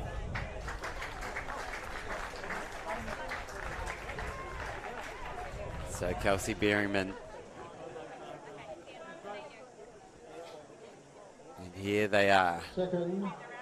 The big boys are in the house, ready to drop some bombs in that shot put. Tom Walsh, Jacko Gill. And silver and bronze, and I may have lost count, at least 2 at the World Athletic Championships. Jess Gillen. There is Helena Dennison.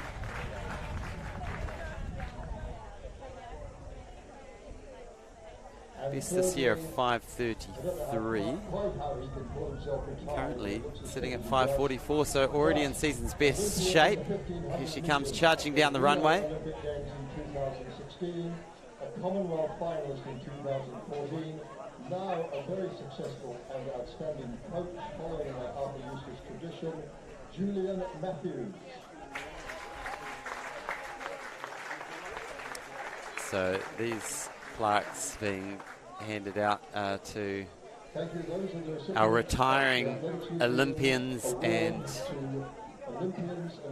Paralympians who are retiring from the sport. And no doubt shifting focus more towards the coaching side of things.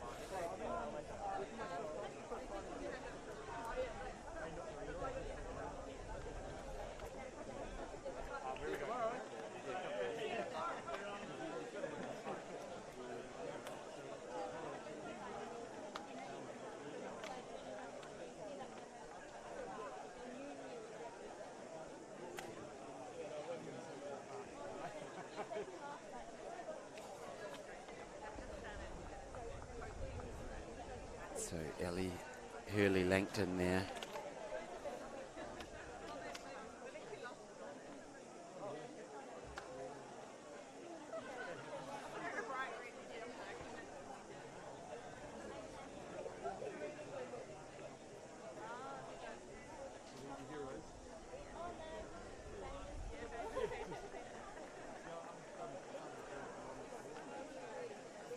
Ellie Hurley-Langton with a 5:15, or was it 5:13? Crucial work. 5:12. There we go.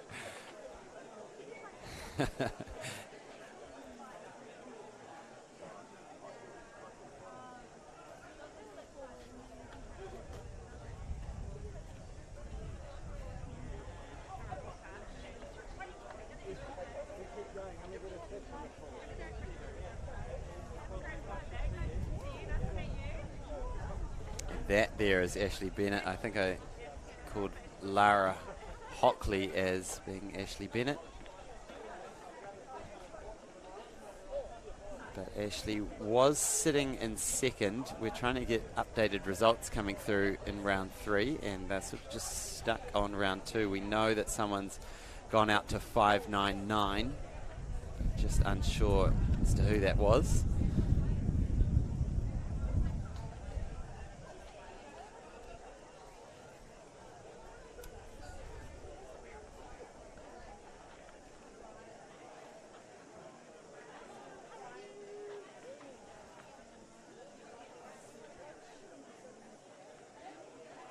Here is Hannah Sandilands. Now this jump is absolutely key. She's sitting on 2 fouls. She needs to get a mark on the board. She's the form jumper in New Zealand long jumping. She gives it a clap, gets the white flag. That's what she needed. There we go. She's staying in the game, you would think. She's given herself a chance to stay in the game. This was clutch long jumping. So important to get a mark on the board. Keep yourself in the hunt for a national title. She would have certainly been coming into this event thinking that there's every chance I could claim a national title here. 5:90, there we go. That's what she needed. That moves her up into second place. Kelsey Berryman has the lead. Results are starting to funnel through, and that will be second place for Hannah Sandilands. Big jumping from Kelsey Berryman too. Exciting stuff. She's the number 2 jumper so far this year with a 6:11 and a 6:06 last year. Here's Anna Grimaldi. Sunny's on in the sunshine. Representing Samoa, Nathaniel Sulupo. Currently sitting in 5th is Anna Grimaldi. From Athletics Southland, Trent Hogg. And there's Trent Hogg of Southland rounding out 5:69. So that's an improvement for Anna Grimaldi.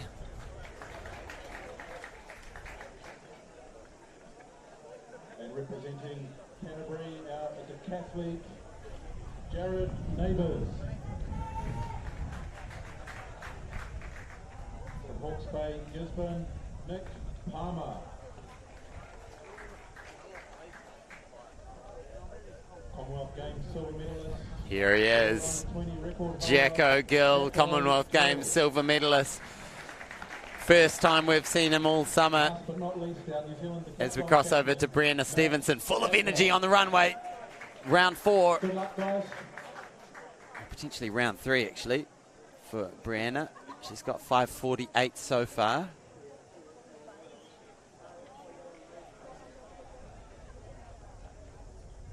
Now on the track we have the next event after all those amazing honours have been awarded, and that is the...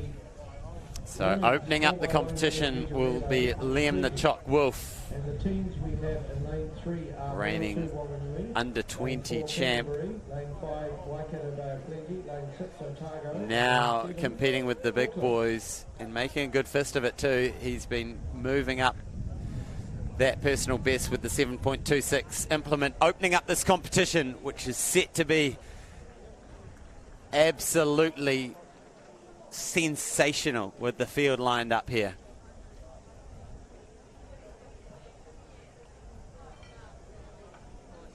So Liam the Chalk Wolf is the 4th ranked athlete in this field in terms of this year, with a 17.24. And here we have Mariah Ridinui. Now, she had to get a white flag as well. She was in the exact same spot as Hannah Sandilands with 2 fouls. She got the white flag. Having a little chat to the officials. And here he is, Tom Walsh, former world champion, reigning Commonwealth champion, New Zealand record holder, spinning, releasing. Yes, straight out beyond 20 metres.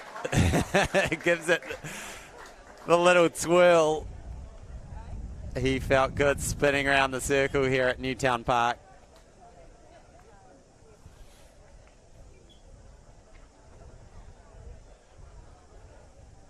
Look at this great technique. He's thought to be one of the fastest around the circle.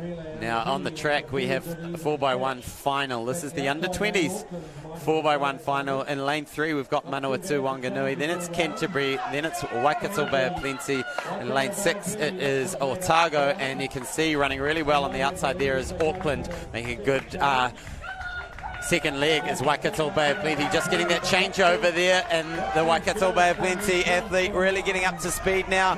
How's this close going to be? Because Adira Collette is passing off to her sister.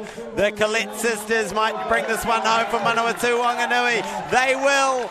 It is the Collettes who are going to anchor this one home for Manawatu Wanganui. Always a strong performer in the relays.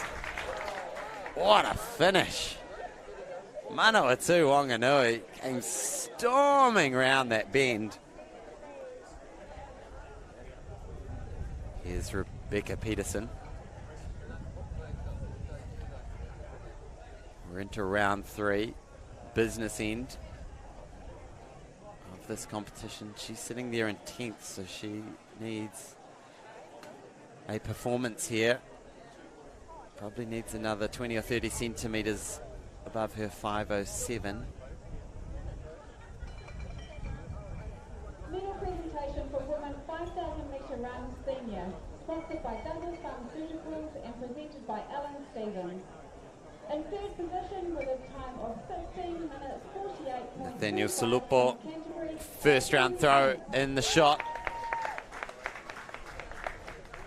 Now Tom Walsh's throw has come back as 21-20.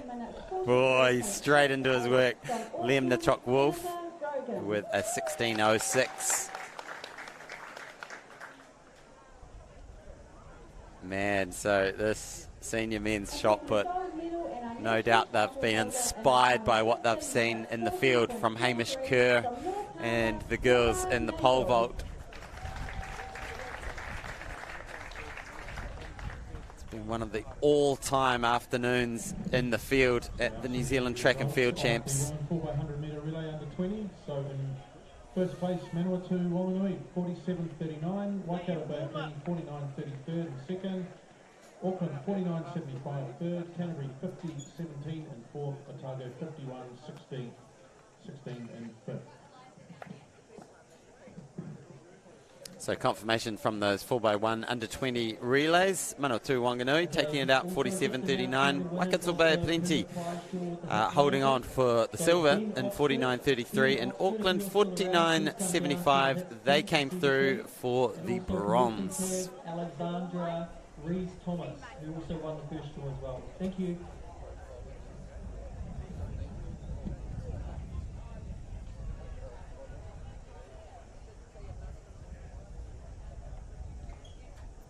Max Abbott opening up his campaign, getting out towards 15 metres.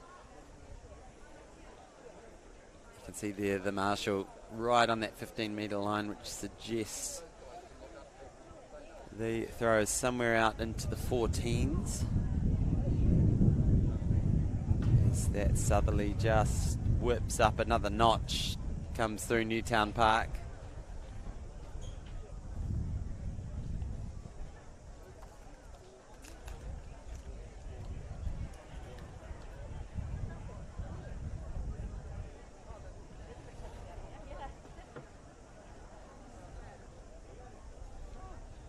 Jared Neighbours.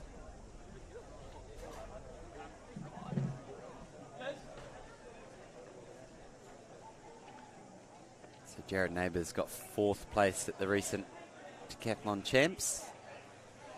He's previously picked up a silver medal in that competition.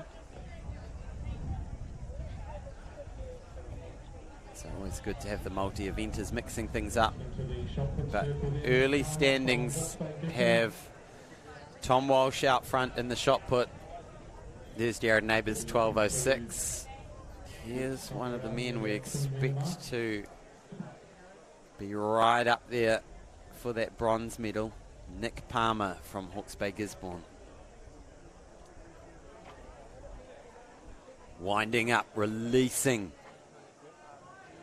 Maybe just didn't quite connect that.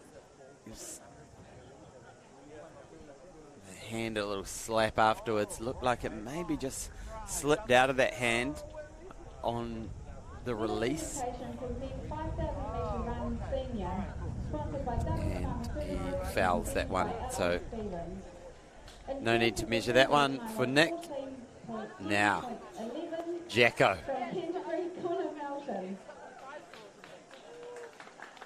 Picking up that silver medal in the Commonwealth Games. Continuing to improve his personal best.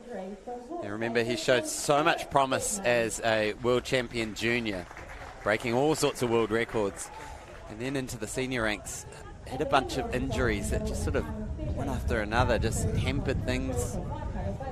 Now he's healthy. Now he's setting PBs. What does 2023 hold for this young man? Jacko Gill opening up his season with 2023. Yes, yes, boy. Out beyond 20 metres, and it looks very similar position to where Tom Walsh put it.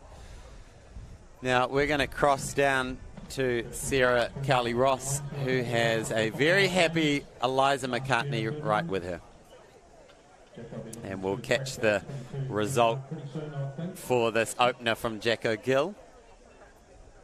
It will go up on the board very, very soon. 21.27.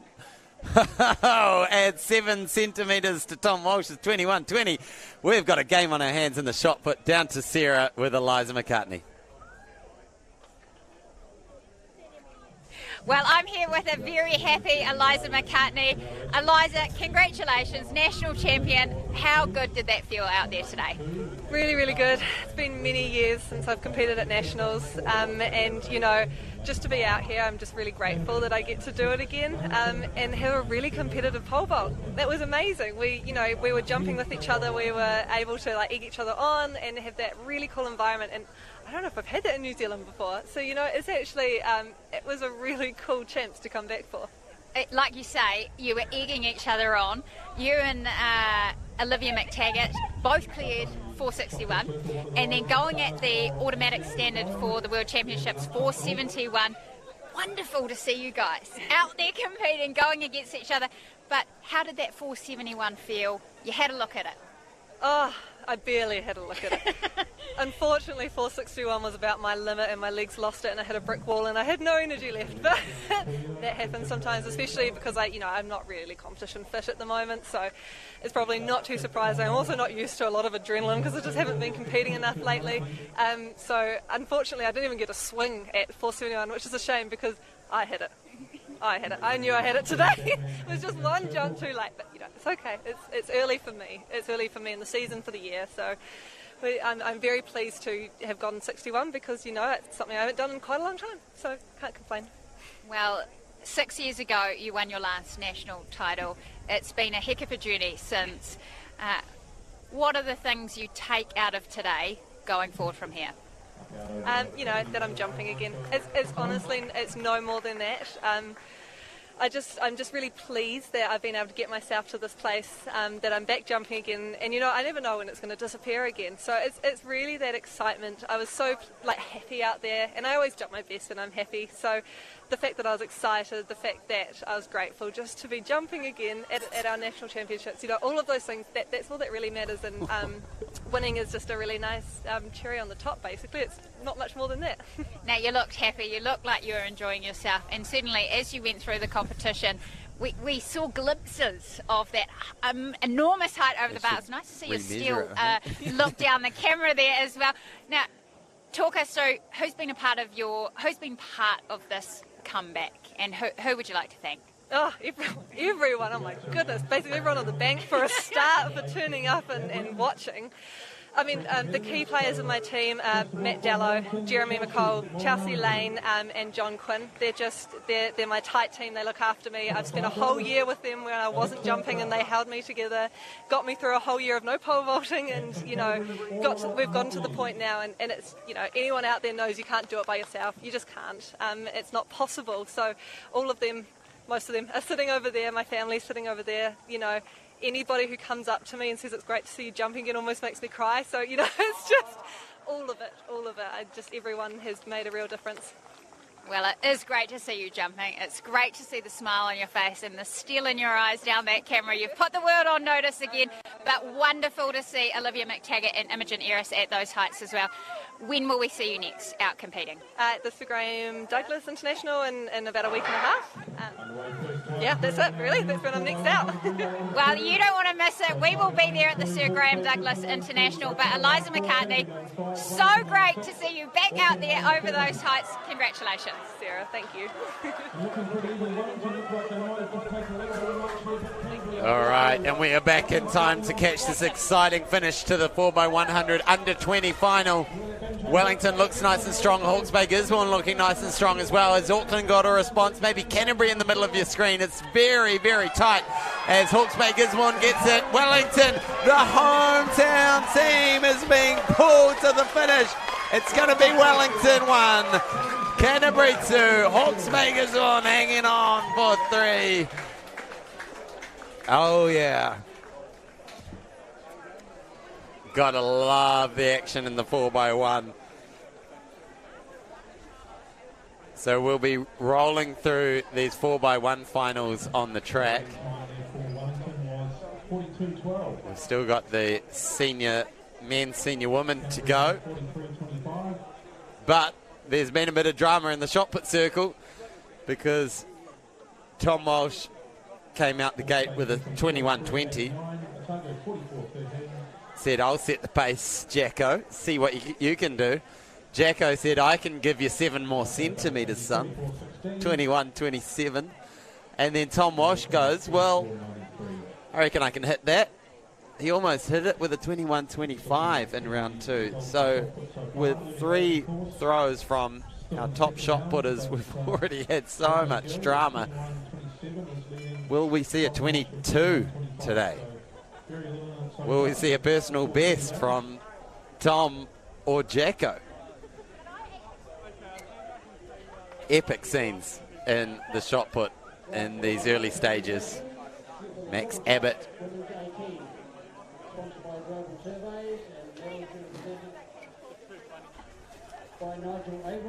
So Max Abbott sitting in 5th place at the moment with 14.37. Also in Olympian himself.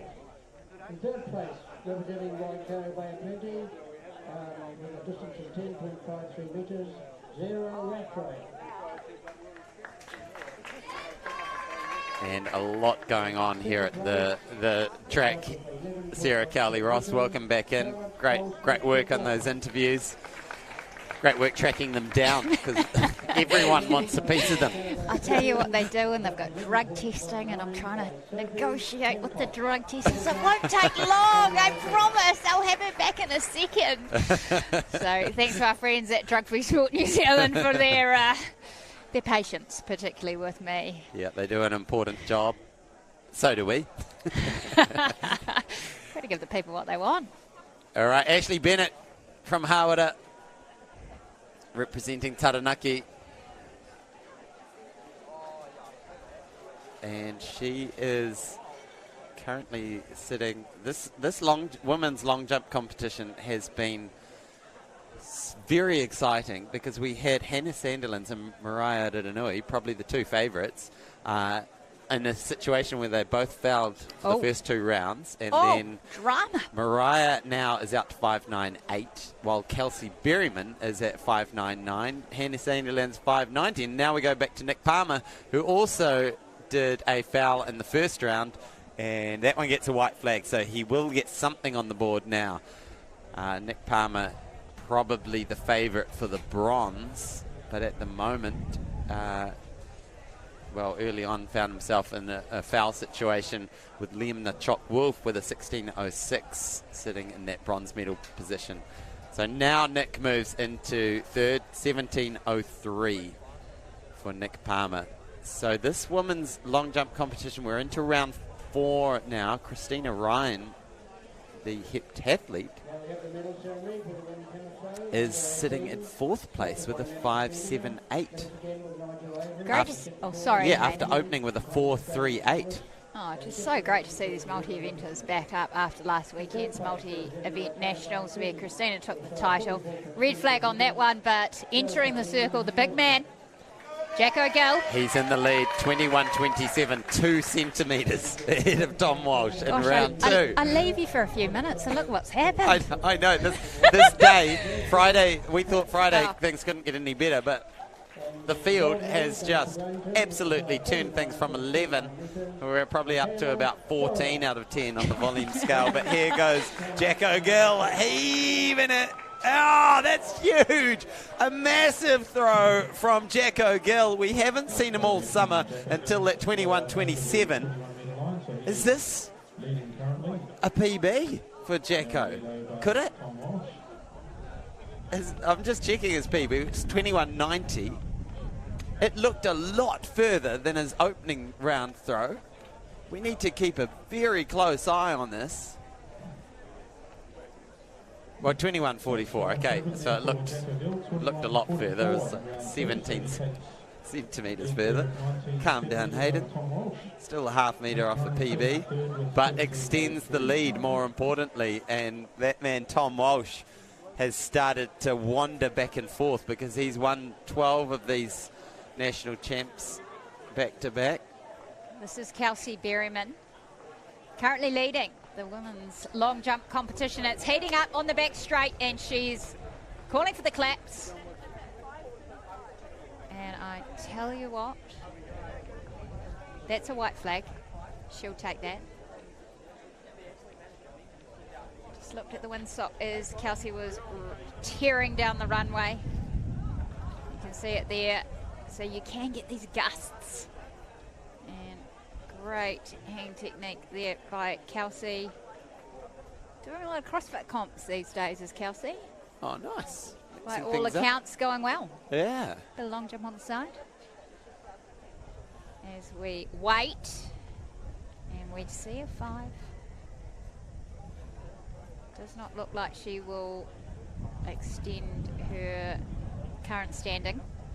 Now Liam Nachok-Wolf, what has he got in round 2? Oh, round 3 now. We're through into round 3. I like the little side part of the mullet. Get that out the way. Get posed, ready to go. The left-handed Liam out beyond 15 again. Looks close to that 16. So probably that will keep him in 4th place in round 3. So there for Helena Dennison, the women's long jump. Said, tricky conditions, but here he is. Tommy Walsh, the big man. Under pressure here from his compatriot Jacko Gill. But he calls for the crowd to get behind him.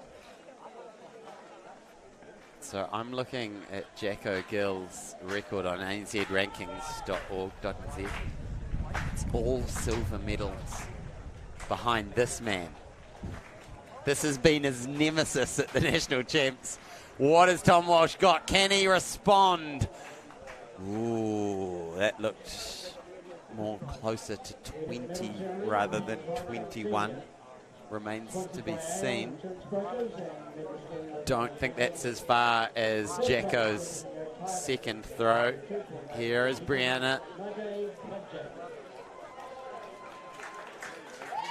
Former national long jump champ. $20.77 for Mr. Walsh. As we see our national high jump champion there, Hamish Kerr, presenting the medals as Nigel Avery, chef de mission. Some great jumping there by Adam Stack as well. Yeah, Mate on the podium as well, looking pretty happy. That's a good smile, isn't it? Very good. And here she is, reigning champion, 2-time reigning champion. She wants the 3-peat this year. She is sitting in 2nd place, but only by a centimetre.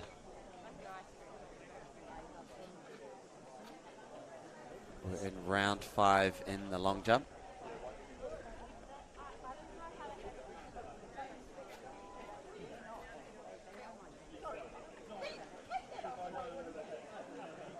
Alright, just feeling for the wind. They'll have a nice little tailwind behind them.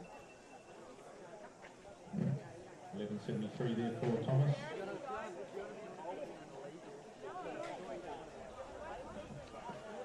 Here she goes, round 5, sitting in 2nd place with a 5.98. Can she climb into the 6-metre realm?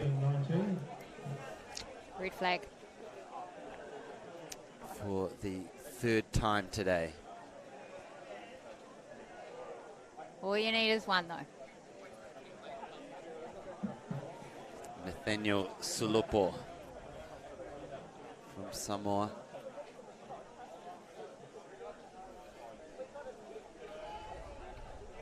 Oh, that looked pretty good, out beyond 15. He's sitting in 5th place. Not too far behind Liam Nachok-Wolf. And here she is, Anna Grimoldi, 2-time champion, the Paralympics in this event. How much would she love to get amongst the medals in this competition? Of course, taking part in the open competition. This isn't a para competition. 15.82.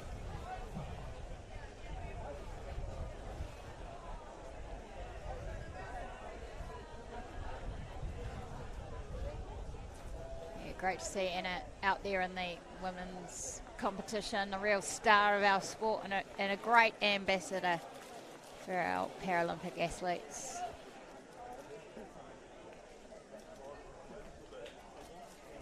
Out of Dunedin. She's wondering what's going on.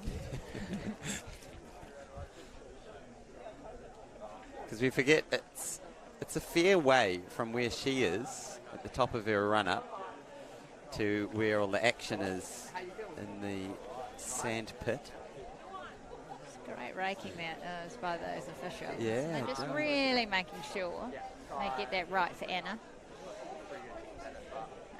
About 30 plus metres generally for a full run-up. And we'll be crossing shortly to the senior 4x100 just as a bit of a heads up, but we'll try and catch this.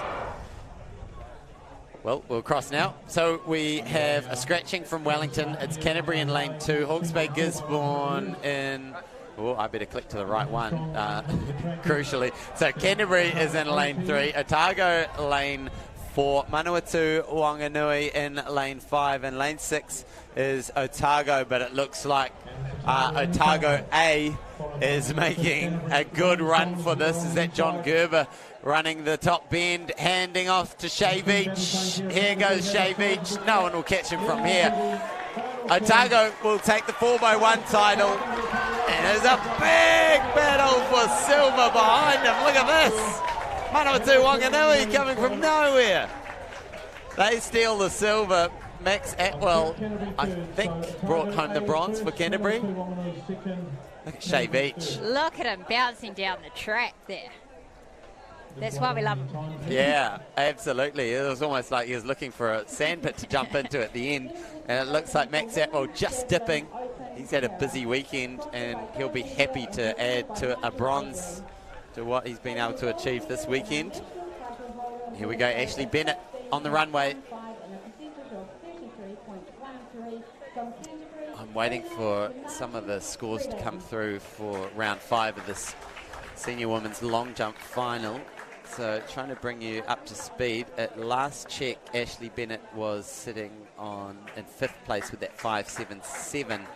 Now back to Nick Palmer, who's sitting in 3rd on the 17.03. That looks sort of midway between the two lines of yellow markers, so potentially a 17 something. We're in round 3. Nick's had a great season. You know, PB 1916 earlier in the domestic calendar. 17.77. That's an improvement for Nick. Put off his best, but if they can pull it together for the last 3 rounds. Here's Christina Ryan, our national heptathlon champion. In 4th place in this competition. Raft of events this weekend. How good would it be if we get a heptathlete amongst the long jumpers? Well, it would be great, Hayden. It would be great. But it's tight at the top here at the senior women's long jump. Just giving herself a little hip talk. Christina Ryan, round 5 in the senior women's long jump competition. Doesn't like that one. But here we go. The man of the moment. Round 3 for Jack O'Gill. 21.27 was his opener. 21.44 was his second. He looks to be in all-time form. Here he goes. Round 3 here at the Jennian Homes Track and Field Champs. Another big bomb out beyond the 20-metre mark. Jacko is taking it to the field. He picks up his belongings, walks out of the circle and says, okay, what you got, Tom? Walks to the other side of the tent. Tom sort of just has a little shrug, a little look at this one. 21.75. He's come to play. Jack O'Gill. This is just 15 centimetres of his lifetime best, Hannah Sandilands, which he set at the Commonwealth Games behind Tom Walsh, of course. She is Hannah Sandilands. She's had such a great summer so far. Liked the feel of that one. Gets the white flag. It's a good start. And my goodness, we've got some results coming through now. They are starting to come through, and we're getting a bit excited because you bring us up to speed with what's just happened. Well. So Mariah in round 5, and I know her family will be watching, potentially in Australia, has jumped 6.08 to move into look at this from first place. Oh, the suspense. Hannah Sandilands jumped 5.92 on that last round 5 jump. Kelsey Berryman, who's on the runway, who was leading this competition until just minutes ago, 5.99 is her best today. So current standings, Mariah Ridanui, 6.08. Kelsey Berryman, 5.99. Here she goes. Can she improve? Great speed on the runway. But a red flag. Ooh.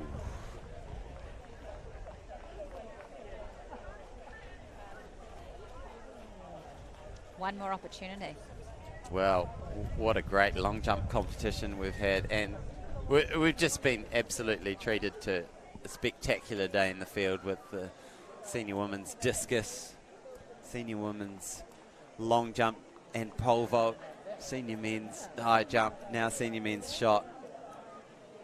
It's been one for the ages this day in the field.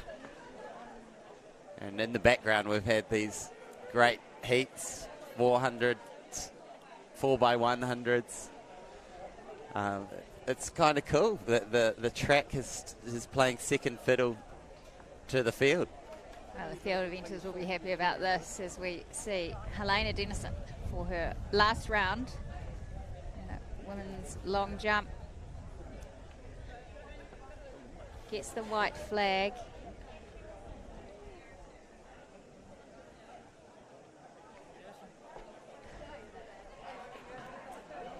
We see a change in the order in this round. Now, if my memory serves me rightly, last year we had a change in the second to last jump for Mariah to take the title from Kelsey. She knows when to pull it out. So can Kelsey do it to her this year? In second position in a time of 51.47 from We see the medalists. She needs it. Mariah has risen to the challenge. So Kelsey was second last year with 6:06 and then 6:07 for Mariah.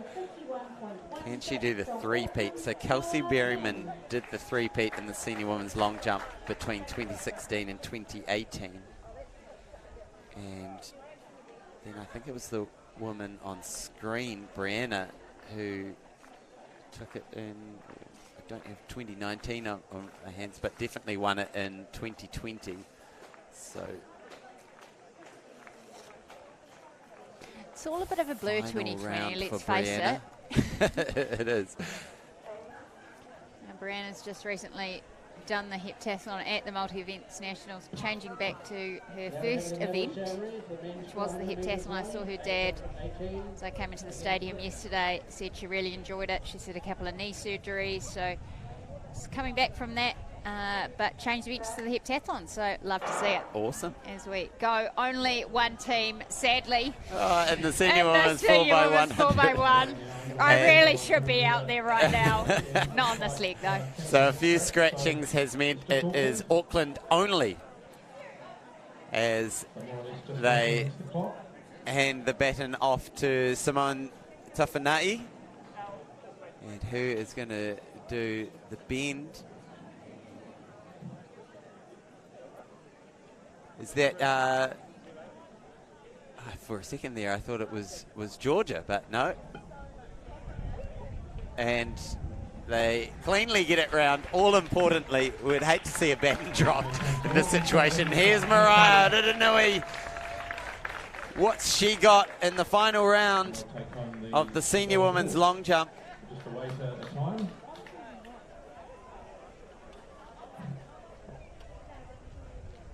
We've had all sorts of drama in the senior. So gold medal for the Auckland team. Success. Now I'm going to have to train for another year, Hayden. Oh, my God. Well, I'll try and organise a Taranaki 4x1 team. Shall I change region? Just get my violin out. Southland. Let's see what he can do. No doubt a few of those scratchings came down to the senior women's long jump taking place at the same time. Yeah. So. Yeah, and you know, the likes of Canterbury, they would have had a team. So a shame to not see more teams out there, but well done to Auckland. They had to get the baton round, which they have done, as we see Anna Grimaldi in sixth place at the moment with a best of 5.69. Can she improve that? Can she improve her position? She will need another 8 centimetres to inch closer to Ashley Bennett. bronze medal is currently held by Hannah Sandilands from the round 5 results. Coincidentally, it was a 5.88 from Mariah, so that won't improve her 6.08, so she'll need to wait and see what happens, whether that's enough to keep her in that gold medal position. If you're wondering about the order of why Mariah, we've seen her early in this last round, is because when she was going into the final 3 jump, her best at that stage was 5.65. So we wait and see what Kelsey Berryman and Hannah Sandilands can do. Max Abbott getting it out around 14 metres.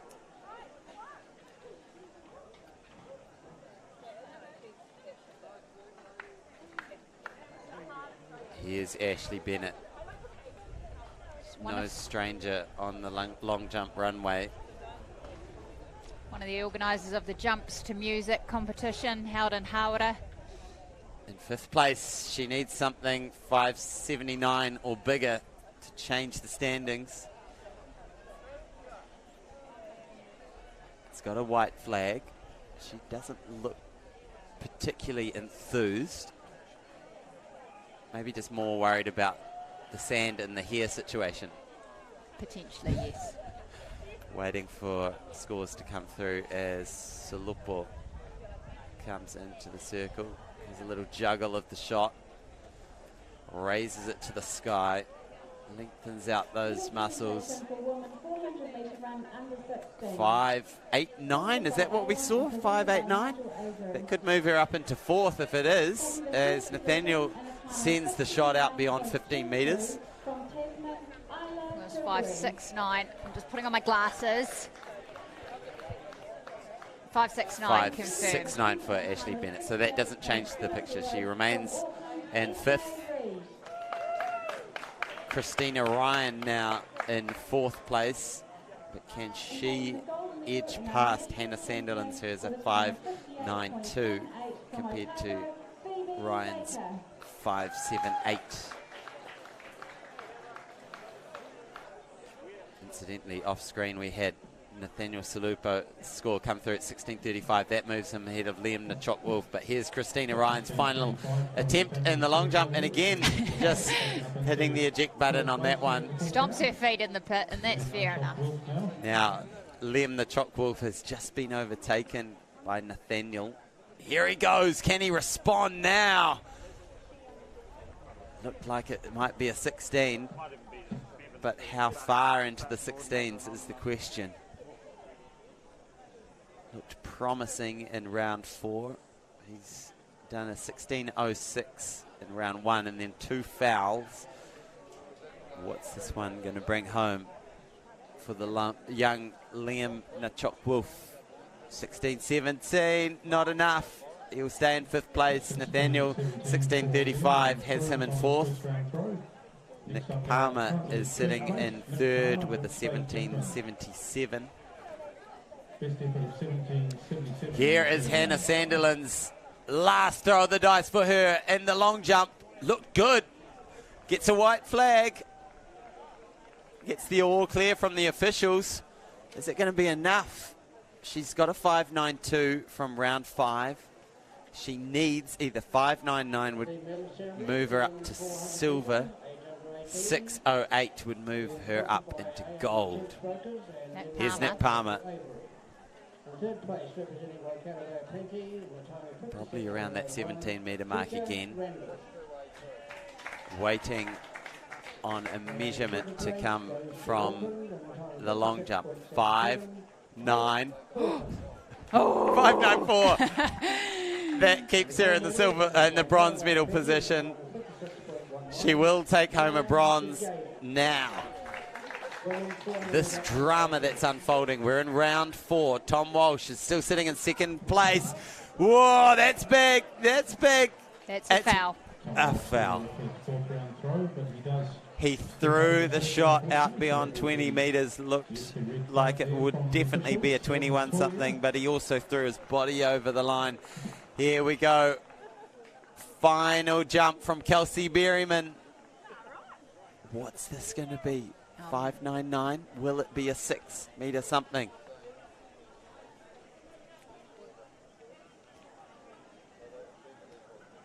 Can we get Kelsey Berryman back in that gold medal position where she has won 3 titles in the senior women's long jump? 6. Oh. It's a 6. Oh. The anticipation. What is it? 6 metres. 6, exactly. So there we are. Mariah Rudanui has done the three-peat. What an accomplishment. That's exactly what Kelsey Berryman did a few years ago. She settles for the silver. Hannah Sandilands settles for the bronze. Mariah will be absolutely pumped, and I'm sure, as you mentioned, her mum over there in Aussie will be loving the scenes here. Hugs all around. We've had an absolute treat. Jacko in the lead in round 4. What's he got? Oh, another bomb. He just keeps on sending it. 21.27 in round 1, 21.44 round 2, 21.75 in round 3. Is this further? Could it be further? Could it be a new personal best? He's been edging closer to that personal best. Man, he's looking good. He's looking like he's got that speed that took him to those world titles, those world junior records as a junior. 21.80. He improves. 21.80, improving. He's laid down the gauntlet for Tom Walsh to run. Is this Jacko's first ever senior title? So much promise as a junior, and then has had all sorts of challenges, injuries, blown pectoral muscles to work through. But in 2023, he is looking good. He's coming in hot, that's for sure. Coming in hot. But like Zoe Hobbs opening her season at Nationals, Jacko Gill's taking a leaf out of Zoe's mindset. It's all or nothing. Yeah. Which I hope isn't a trend that we see, people just opening up at Nationals. We like to see you early in the season. But man, it makes for some good entertainment when you come out dark horse out of nowhere, setting a national record in the 100 metres. Just dropping bombs left, right and centre. And we've got the girls wandering out to the middle to receive a very memorable trio of medals for the Auckland pole vaulters. What a special competition that was. As we see Olivia having a little jig, it's all smiles all around because they know how special that was. They're all good friends, and to be getting up to the heights that they did here in New Zealand at the national champs all together. So special. It lived up to its hype, didn't it, Hayden? Yeah, And every bit of it. Every bit of it. Do you know what I like? I loved all the smiles. But I tell you what, when Eliza looked down the barrel of that camera, I saw steel in her eyes. And I liked that. I liked to see that. I like to see these 3 outstanding women chasing higher bars, setting the standard, and in turn everyone raises their level, and it was just great to see that they all came out here today, showed up, and this woman, credit to her team for what has been a roller coaster of a time, and her family. I saw her mum Donna here over the weekend, and here we see that 461 jump, and goodness me, look at the height there. Not quite off her full run-up, I suspect, either. So a sign of things to come, hopefully. And hopefully we get Olivia. You know, she cleared exactly the same height, so let's not take away from her performance as well. Just 4 centimetres less than her personal best. So good. As we see Nathaniel Sulupo in the shot circle. I don't think that it will improve his position of a 16.35. That's a bit closer to the 15-metre mark. Good little battle between him and Liam Nachok-Wolf, who's sitting on a 16.17 best. But yeah, it was cool to hear Eliza's hunger. You know, the determination to get through what she's had to deal with in terms of injury is, you know, a lot of athletes would have hung up the shoes, hung up the pole, with what she's had to deal with. You know, it was 7 years ago as a youngster that she burst on the scene to win bronze medal. And I think to stick at it is just incredible. Yes, it totally, Hayden, and I think she is quick to credit the people that have supported her, and she has received a tremendous amount of support, but it starts with her first and foremost. She's the one out there. Wolf just beyond the 15-metre mark. I don't think that'll change the picture in this competition, with him sitting in 5th place at the moment, trying to get up towards his PB shape, which is around that 17-metre mark, 17:24 that he threw at the Cooks Classic in Wanganui. So he's the reigning under-20 champ. But Nick Palmer, he's been on the up and up this year as well. 1916 at the Pre-Potts Classic in Hastings. It is home turf. Here he goes again. Winding up again midway between that 15-metre line and that 20-metre line. And now we have round 5 tension of Tom Walsh still to come. It's so good. What I love about this rivalry between Tom Walsh and Jacko Gill, it really prepares these boys for the international stage, gives them just quality opposition and that tension and that needing to perform under fire. So that 17:44 doesn't change the picture for Nick Palmer, sitting on a 17:77. You know, how good is it for Tom Walsh to be at home having to chase? Well, under pressure. And let's see what he can do to respond to that throw. Same season best now as... Whoa, yeah. Out beyond 20 metres. How far? Gets the clap. Gets the patented Tom Walsh clap. That was a slight clap of frustration. Not quite hitting it in the way he would like. The important thing was he stayed in the circle this time. Yeah, you're right. That was more frustration than joy. 20-90.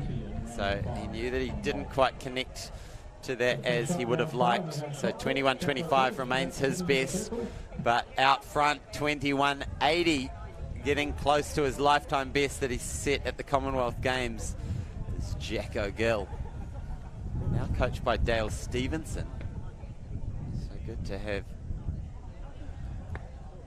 the former coach of Tom Walsh in your corner. Haven't seen Dale here this weekend. Have you spied Dale? No, I haven't. He lives in Melbourne now. So no doubt he will be tuning in right now. Kia ora, Dale. Here's Jacko. Round 5. He has the lead, 21-80, 10 centimetres off his personal best. Nestles that shot in and begins his rotation, sending it once more beyond the 20-metre line. I don't know if that will challenge the 21-80, but I reckon it's another 21-something. And you're right about these guys preparing, so that was a foul for Jacko, but in terms of their preparation for later in the year on the international stage, so great to see Jacko attending more Diamond Leagues, being part of World Athletics meets in the lead up and post major championships. And to have 2 Kiwis in the men's shot put at that level, just great. So special. So great. And this is the medalist for the men's discus, para-discus. The gold medal and our national title holder with a throw of 37.20 and a percentage of 70.84. I'll bring up those results for you, just trying to dig them out.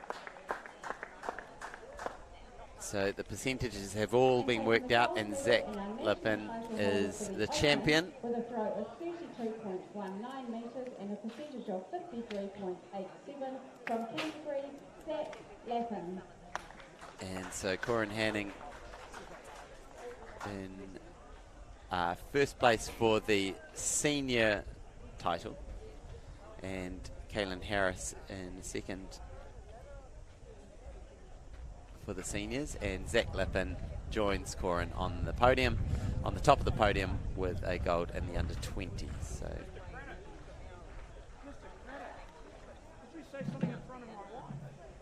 into the final round, men's senior shot put, Trent Hogg steps out the front of the circle, gets a red flag. So Trent Hogg with a foul. We're into the final round now of the senior men's shot. This is the last event here at day 3 at the 2023 Jennian Homes.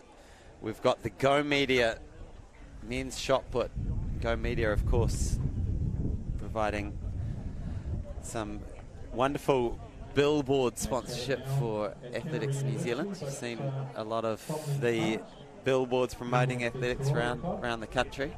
So thank you very much to Go Media for your support for this event. So we're starting to work out the places. Jared Neighbours finishes in 8th place with a best of 12:31. Good finish from Jared. Trent Hogg will finish in 7th, and on screen Max Abbott came out of the gate strong with a 14:37. We'll see if he improves in this final round. It looked close to 15. I'm not sure if it'll improve that 14:37.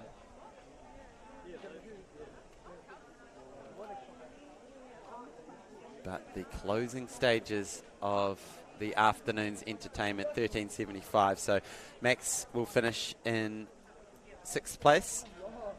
And we hand over now to Nathaniel Sulupo, who's moved into 4th with a good 4th round throw of 16:35. Him and Liam Nachok-Wolf have had a good battle. Great cheer squad on the bank there. He calls for the support. Amalose, Nathaniel. Currently 4th place, best of 16:35. See what he can do. So 16:35. He'll need to add a metre and a bit to move into the medals, but this one's out beyond 15 metres. Gives a clap to the crowd, says thank you for their support. Band of supporters down there at the far end. Plenty of support on the embankment. Wellington with a good throws community here. And they've turned out to support these big boys in the shot put circle. Now, Liam Nachok-Wolf, can he edge his way up this leaderboard? 17:77 will give him the bronze. He's hit 17:24 this year, but today has been a bit of a struggle by Liam's high standards with a best of 16:17. What's he got? Can he pull something out of the bag? Reigning under 20 champ from last year, moving up to the seniors now, getting a grip of that 7.26 implement. Here he goes, final round throw for Liam. Gives it a good old throw. I think that might be his best today, but it's a red flag. Oh, that's disappointing for Liam. So he'll have to finish in 5th place with that 16:17, and now we look at Nick Palmer, who kind of like Liam hasn't had the best day of his season.